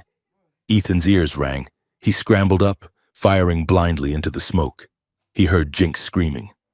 He saw Echo trying to run, only to be cut down by a taser round that convulsed his alien physiology. Traitor! One of the soldiers yelled, pointing at the back of the room. Ethan looked. Vargas, the older ex-soldier who had argued for caution, was standing by the back exit, his hands raised, looking at the assault team. He wasn't being shot at. I gave you the location, Vargas shouted to the armored men. You promised immunity. Ethan felt a cold spike of rage. You son of a... Ethan started to shout, but a soldier stepped through the smoke and leveled a heavy bell-shaped weapon at them. Lyra's eyes went wide. "Sonic cannon," she warned. The soldier pulled the trigger. It was not a sound. It was agony. A wave of pure vibration hit them, bypassing the ears and vibrating the water in their cells. Ethan felt like his bones were being pulverized. His vision turned red. He dropped his gun, clutching his head, screaming a sound he couldn't hear. Lyra fared worse. Her species was more sensitive to auditory frequencies. She collapsed instantly, her body seizing. Her disguise failed completely, dissolving to reveal her writhing form, her markings flashing violently in distress. "Lyra!" Ethan tried to crawl toward her, but his limbs wouldn't obey. Boots crunched on the concrete. A black-gloved hand grabbed Ethan by the hair and slammed his face into the floor. "Secure the asset." A voice crackled over a radio. "Bag the human. Kill the others." "No!" Ethan gasped, spitting blood. The last thing he saw was Lyra being dragged away, her glowing hair trailing on the dirty floor, her light fading to a dull, dying gray. Then a boot connected with his temple, and the world went black. Ethan woke up to the smell of antiseptic and cold air. He was seated in a metal chair, bolted to the floor. His hands were cuffed to the armrests. He blinked, trying to clear the fog from his brain. His head throbbed where he had been kicked. He was in a room made of glass and polished steel. It was circular. Across from him, separated by a shimmering translucent energy field, was another chair. Lyra. She was slumped over, her head hanging low. She had been stripped of her human clothes and was wearing a simple gray prison jumpsuit. Her violet skin looked pale, chalky. The bioluminescence was almost extinguished, just a faint, weak pulse at her wrists. "Lyra!" Ethan shouted. She stirred. She lifted her head slowly. Her golden eyes were dull, filled with pain. "Ethan," she croaked. The door to the room hissed open. Major Kalen walked in. He was immaculate in his uniform, not a hair out of place. He was followed by a woman Ethan didn't recognize, a civilian in a sharp business suit, holding a tablet like a weapon. "Good morning, Ethan," Kalen said pleasantly. "Or evening. It is hard to tell down here." "You killed them," Ethan said, his voice shaking with rage. "Jinx, Echo, you murdered them." "They were combatants in an insurrection," the woman said, her voice like ice water. "They were neutralized." "This is Director Vance," Kalen introduced. "She handles the political side of our initiative." "Where are we?" Ethan demanded. "You are at the heart of the future," Kalen said. He walked over to the energy field separating Ethan and Lyra. He tapped the glass. Touching, really. The Romeo and Juliet of the apocalypse. He turned to Ethan. "I am going to make this simple, Ethan, because I like you, because I trained you. You are going to testify." "Testify to what?" Ethan spat. "That you are a traitor?" "No," Kalen said calmly. "You are going to testify that she is the mastermind. You are going to tell the world that this alien seduced you, hacked your systems, and planned to use the Welcome to Earth protocol to enslave humanity. You were the victim. Ethan, the hero who realized the truth at the last second and stopped her." Ethan laughed. It was a harsh, broken sound. "You want me to lie. I want you to provide a narrative that unites the human race," Kalen corrected. "If you do this, you walk away. You get a promotion. You get to lead the new Cyber Defense Directorate. You get to guide the world into a new golden age. And if I refuse, then you are executed for treason," Kalen said. "And she, well, Director Vance has plans for her." Vance stepped forward, looking at Lyra with clinical detachment. "We need the access keys to the alien network," she said. "The Welcome to Earth signal is ready. But we need the admin codes to override the fleet's automated defenses. If you give them to us, Lyra, we will spare the prisoners. We will create a protected zone, a reservation. Your people will live in a cage, Lyra whispered. Better a cage than a grave, Vance said. Kaelin looked back at Ethan. Don't be a fool, son. Look at her. She is not one of us. You are throwing your life away for a biology experiment. It is biological imperative to protect your own species. Love is just a chemical reaction. And right now, that reaction is making you weak. Ethan looked at Lyra. She was watching him, her eyes wide. He looked at Kaelin. You are right, Ethan said softly. Kaelin smiled. I knew you were smart. You are right that love is powerful, Ethan said, his voice hardening. But you are wrong about it making me weak. It makes me see clearly. And I see a small, frightened man who needs to hide behind a wall of lies. Ethan leaned forward, straining against the cuffs. I will never help you. I will shout the truth from the gallows if I have to. Kaelin's smile vanished. He sighed, looking disappointed. I was afraid of that. He turned to Lyra. Well, my dear, your pet human has a death wish. Do you? Lyra looked at Ethan. She saw the bruise on his temple.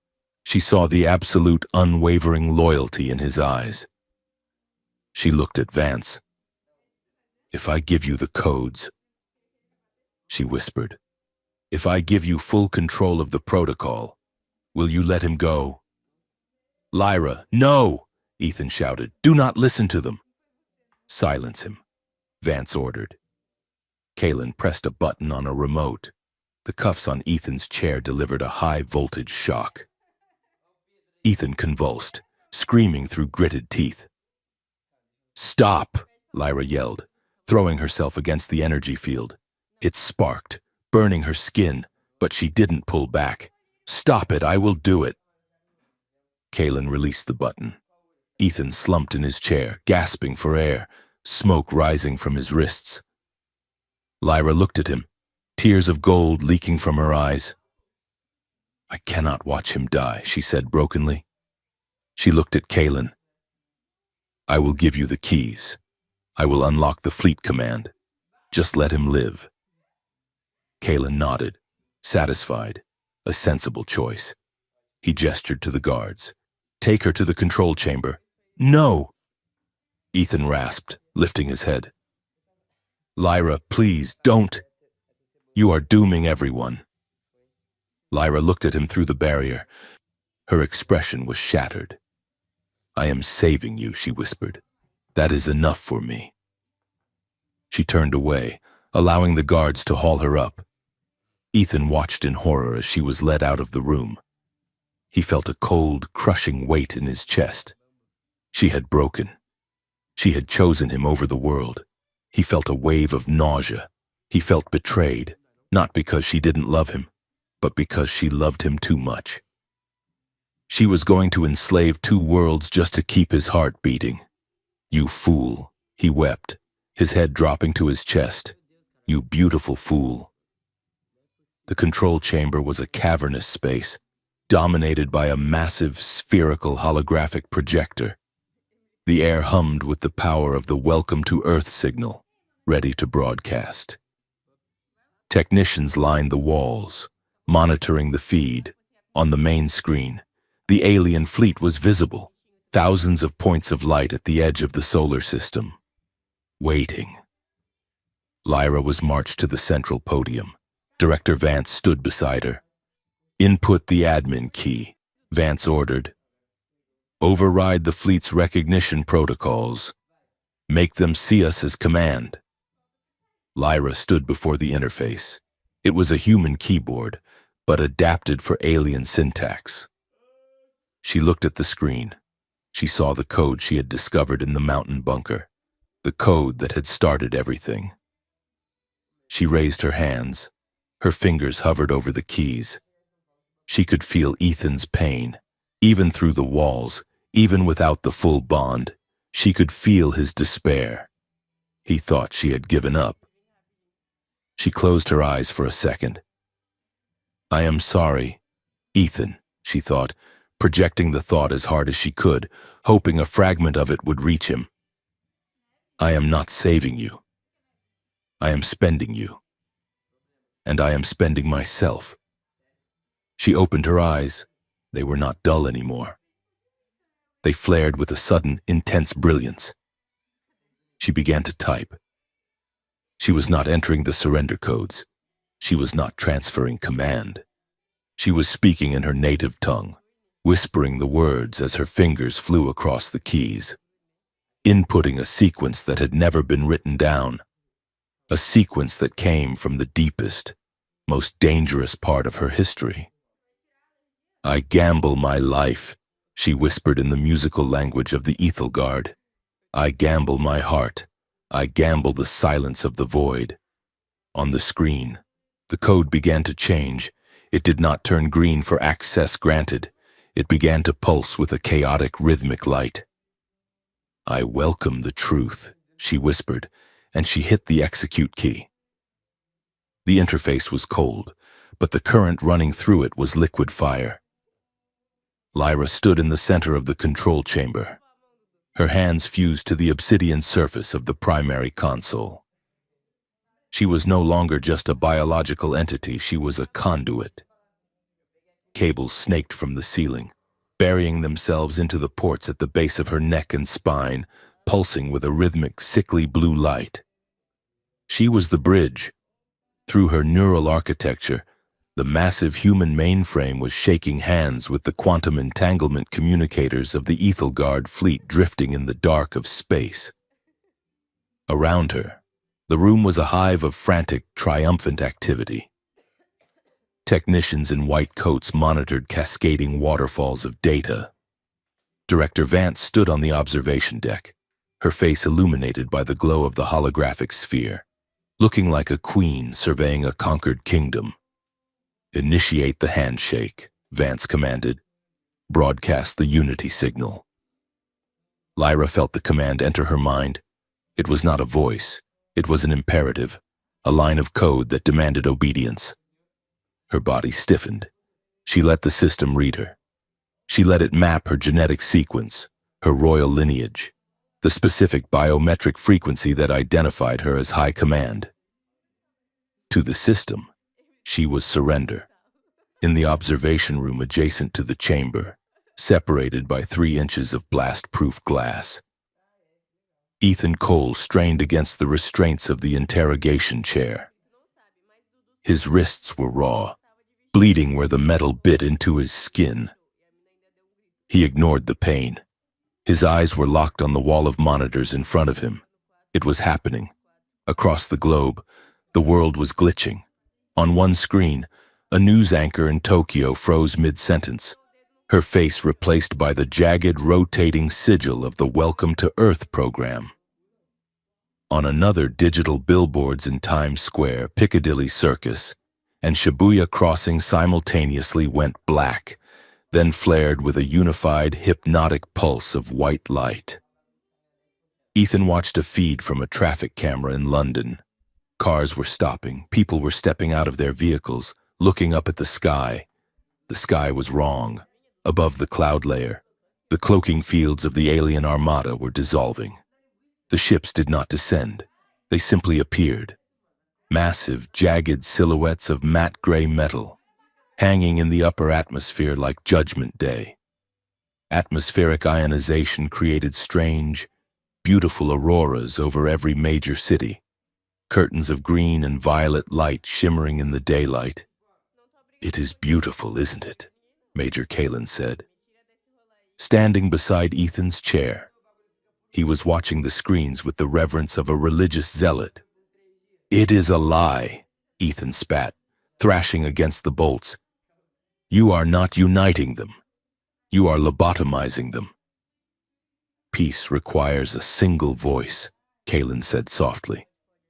"And today, humanity finds its voice." On the main audio channel, the sound began.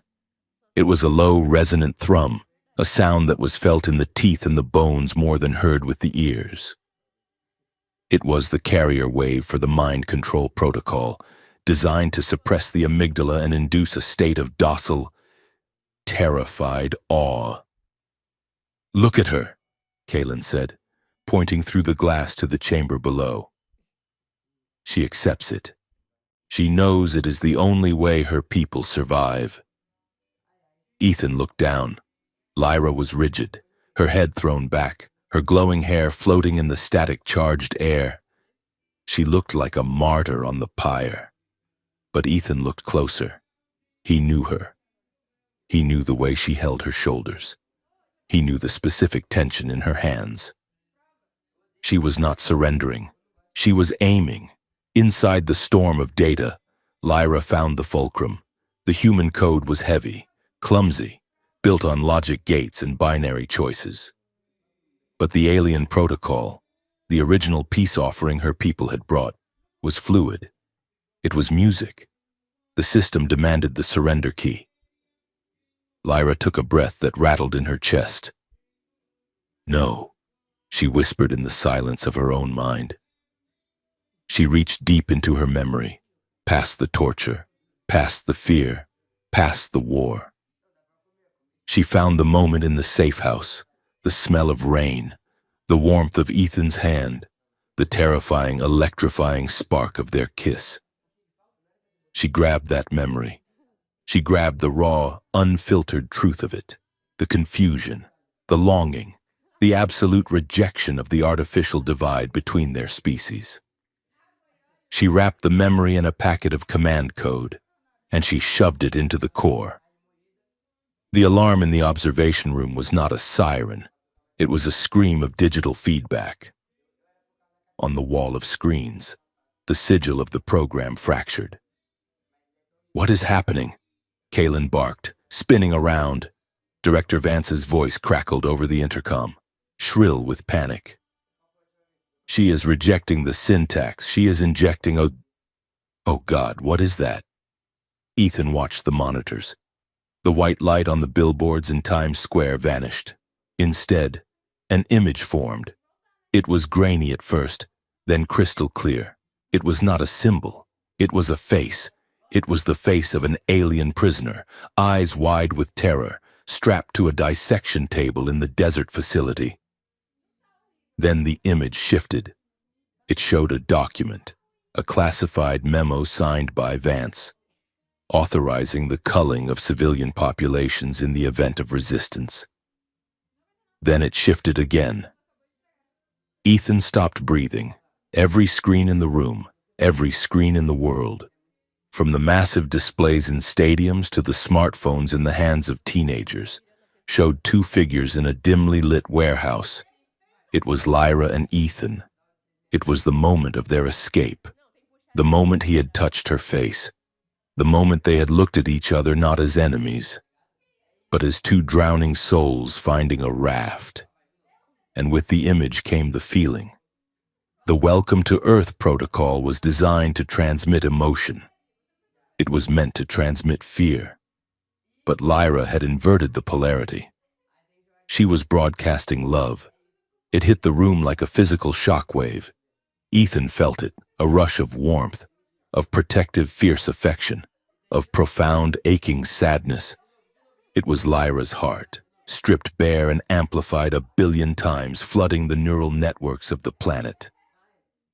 Kalen staggered back, clutching his chest. "Turn it off," he screamed. "Cut the feed." He fumbled for his sidearm, his eyes wild. He turned toward the glass, raising the weapon toward Lyra. Ethan did not think. He reacted.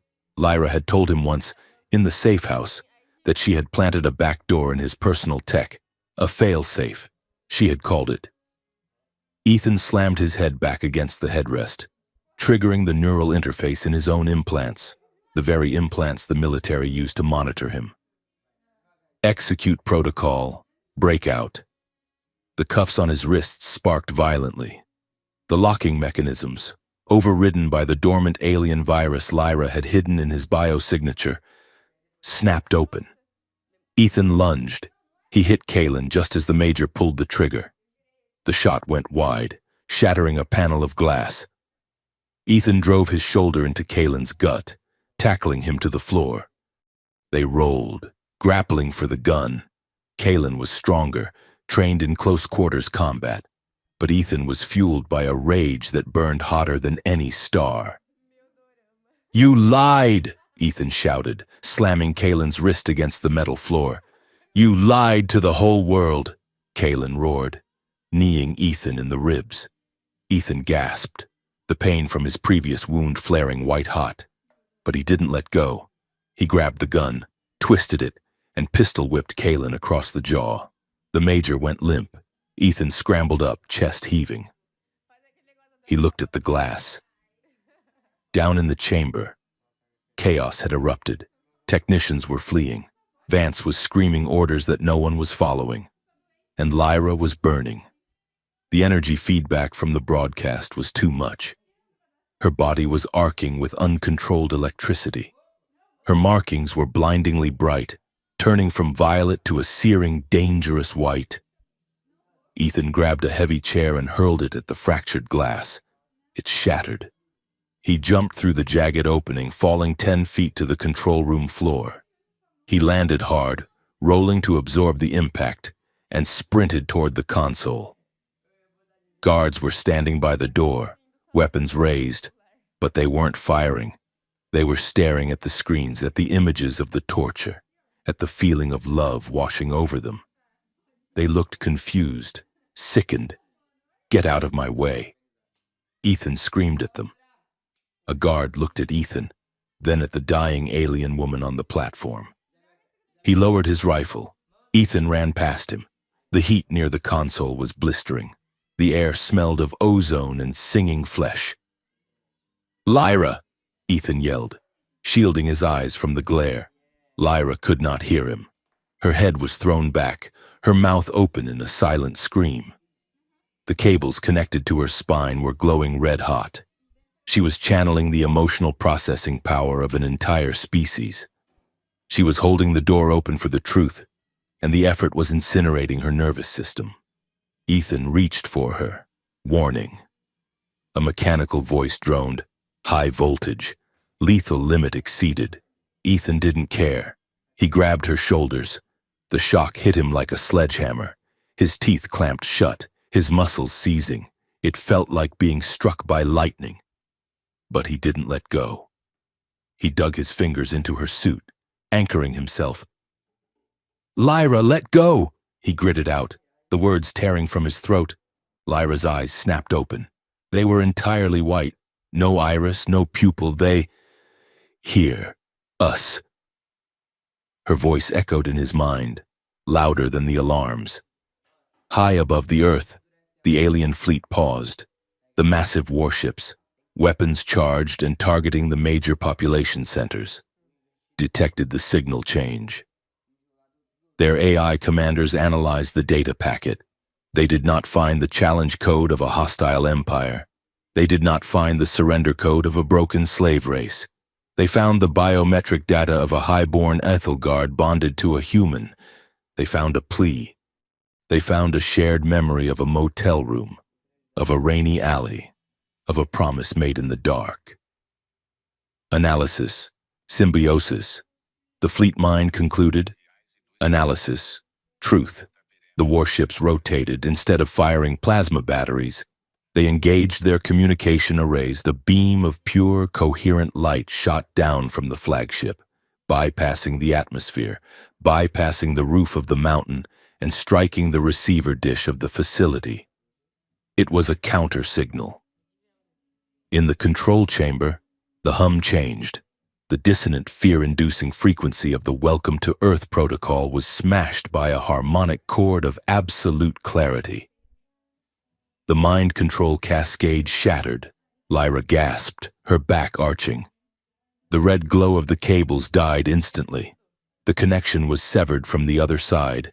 She collapsed. Ethan caught her. They fell to the floor together, a tangle of limbs and smoke. Lyra lay limp in his arms.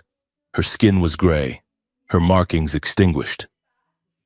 Smoke rose from the ports on her neck. "Lyra?" Ethan whispered, shaking her gently. "Lyra, please." Her eyelids fluttered. A faint, weak pulse of violet light flickered at her throat. "Did they see?" she rasped, her voice barely a breath. "They saw," Ethan choked out, tears cutting tracks through the soot on his face. "Everyone saw." From the observation deck, Director Vance watched her empire crumble. The screens showed riots, yes, but not against the aliens. Crowds were storming government buildings. Soldiers were throwing down their helmets. She looked at the tactical map. The alien fleet had locked its weapons, not on the cities, but on the military satellites controlling the global defense grid. They were systematically dismantling the cage she had built. "It is over," she whispered. She opened the safety cover on the console in front of her. Inside was a red physical key. "If we cannot rule it," she said, her voice devoid of emotion, "no one will." She turned the key. Self-destruct sequence initiated. Containment protocol active. Detonation in T-90 seconds. The facility shuddered. Deep underground, charges blew the support columns. The ceiling began to groan. Ethan looked up. Red emergency lights were spinning. "We have to move," he said, trying to lift her. "I cannot walk." Lyra wheezed. "Then I will carry you." He hauled her up, draping her arm over his shoulder. His own body was screaming in protest, the bullet wound, the electrocution, the exhaustion, but he moved. They stumbled toward the exit. The blast doors were closing, sealing the tomb. "Ethan!" a voice shouted. It was the guard who had lowered his rifle. He was standing by the door, jamming a metal crate into the gears to keep it open. "Go!" the guard yelled. "Get her out!" Ethan dragged Lyra through the gap just as the crate crumpled and the door slammed shut with a deafening boom. They were in the outer corridor. Concrete was raining down. Pipes burst, spraying steam. They ran, a shambling, desperate run. They reached the ventilation shaft they had used to enter. It was collapsed. Dead end. Ethan gasped, looking around wildly. Lyra lifted her head. She pointed to a service hatch on the floor. "Waste. Disposal," she whispered. "It drops into the underground river." Ethan said, "It will kill us. The fire will kill us faster." Ethan kicked the hatch open. Below, black water rushed in the darkness. He looked at Lyra. He kissed her forehead, right between her dimming eyes. "Hold your breath," he said. He jumped, pulling her with him into the void. The explosion that consumed the facility was registered on seismographs as far away as Denver. It collapsed the mountain, burying the secrets, the machines, and the conspirators under 1,000,000 tons of rock. But the signal had already gone out. The days that followed were a blur of chaos and revelation.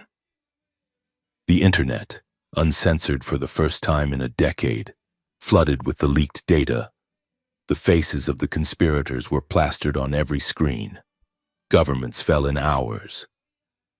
General Holloway was arrested by his own staff. Director Vance was presumed dead in the collapse. And in the sky, the ships remained. They did not land.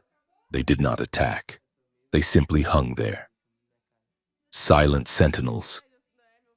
Then, 3 days after the broadcast, a single message was transmitted on every frequency, in every human language. "We are listening." It was not a threat. It was an invitation. 6 months later, the coastal town of San Valero was small, sleepy, and famous only for its excellent fish tacos and terrible cellular reception. It was the kind of place where people didn't ask questions about your past because they were usually too busy running from their own. In a small, weathered cottage overlooking the cliffs, a man sat on the porch, nursing a cup of coffee. Ethan Cole looked different.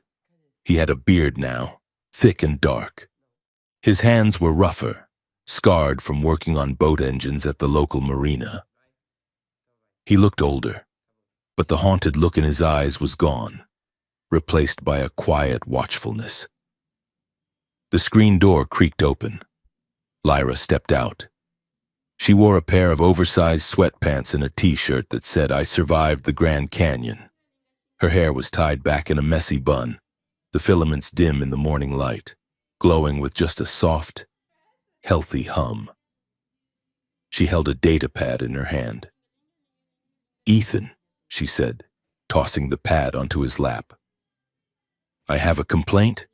Ethan smiled, taking a sip of his coffee. "Is it about the coffee maker again? Because I told you, it is not a torture device. It is a percolator." "No," she said, sitting on the railing, balancing with a grace that no human could replicate. "It is this movie, Independence Day." "Ah," Ethan said, "a classic." "It is propaganda," Lyra said, wrinkling her nose. "Why did the aliens put the weakness in the mothership's unprotected ventilation shaft?" "That is structural engineering negligence. No advanced species would be that stupid. It is a metaphor."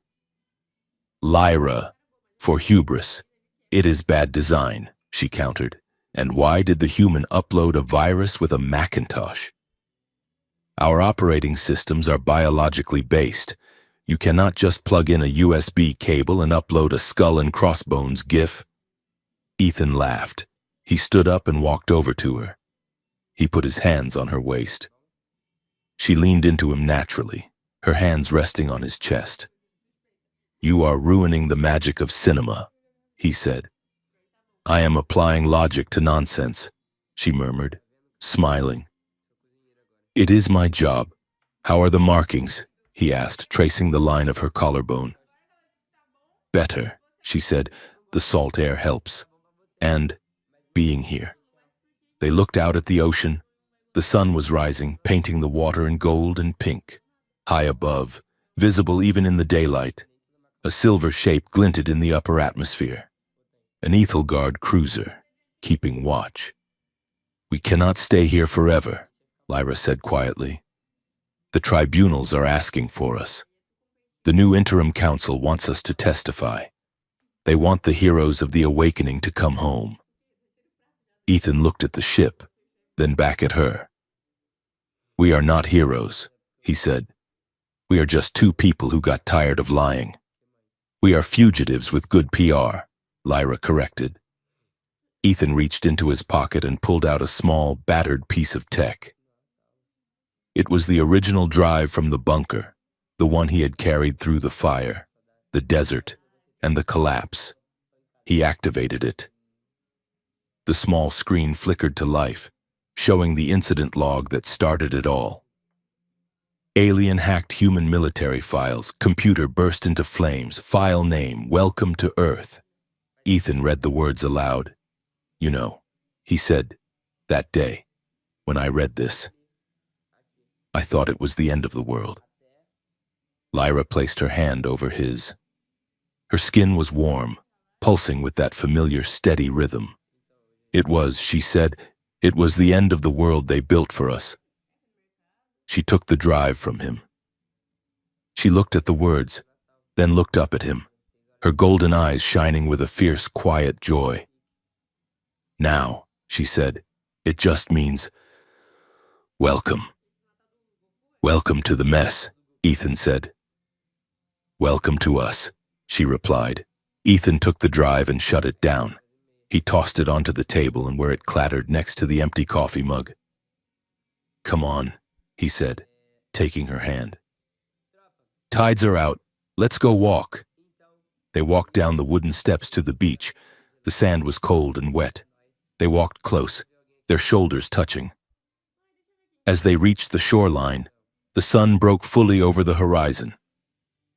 The light hit the water, creating a path of gold that seemed to stretch all the way to the sky. Ethan stopped and looked at Lyra. The wind caught her hair, causing the bioluminescent strands to flare brightly, competing with the sun. He saw the scars on her neck from the interface. He felt the ache in his own ribs where the bullet had hit. They were damaged. They were exiled. But they were free. Lyra squeezed his hand. "Ready?" she asked. "For what?" "For whatever comes next." Ethan looked at the sky, where the human satellites blinked in rhythm with the alien ships. A chaotic, beautiful dance of a new, uncertain era. He squeezed her hand back. "Yeah," he said. "I am ready." They turned and walked along the water's edge, leaving footprints that the ocean slowly washed away. Two silhouettes against the vast open horizon, stepping into a future that was unwritten, dangerous, and entirely their own. "Welcome to Earth,"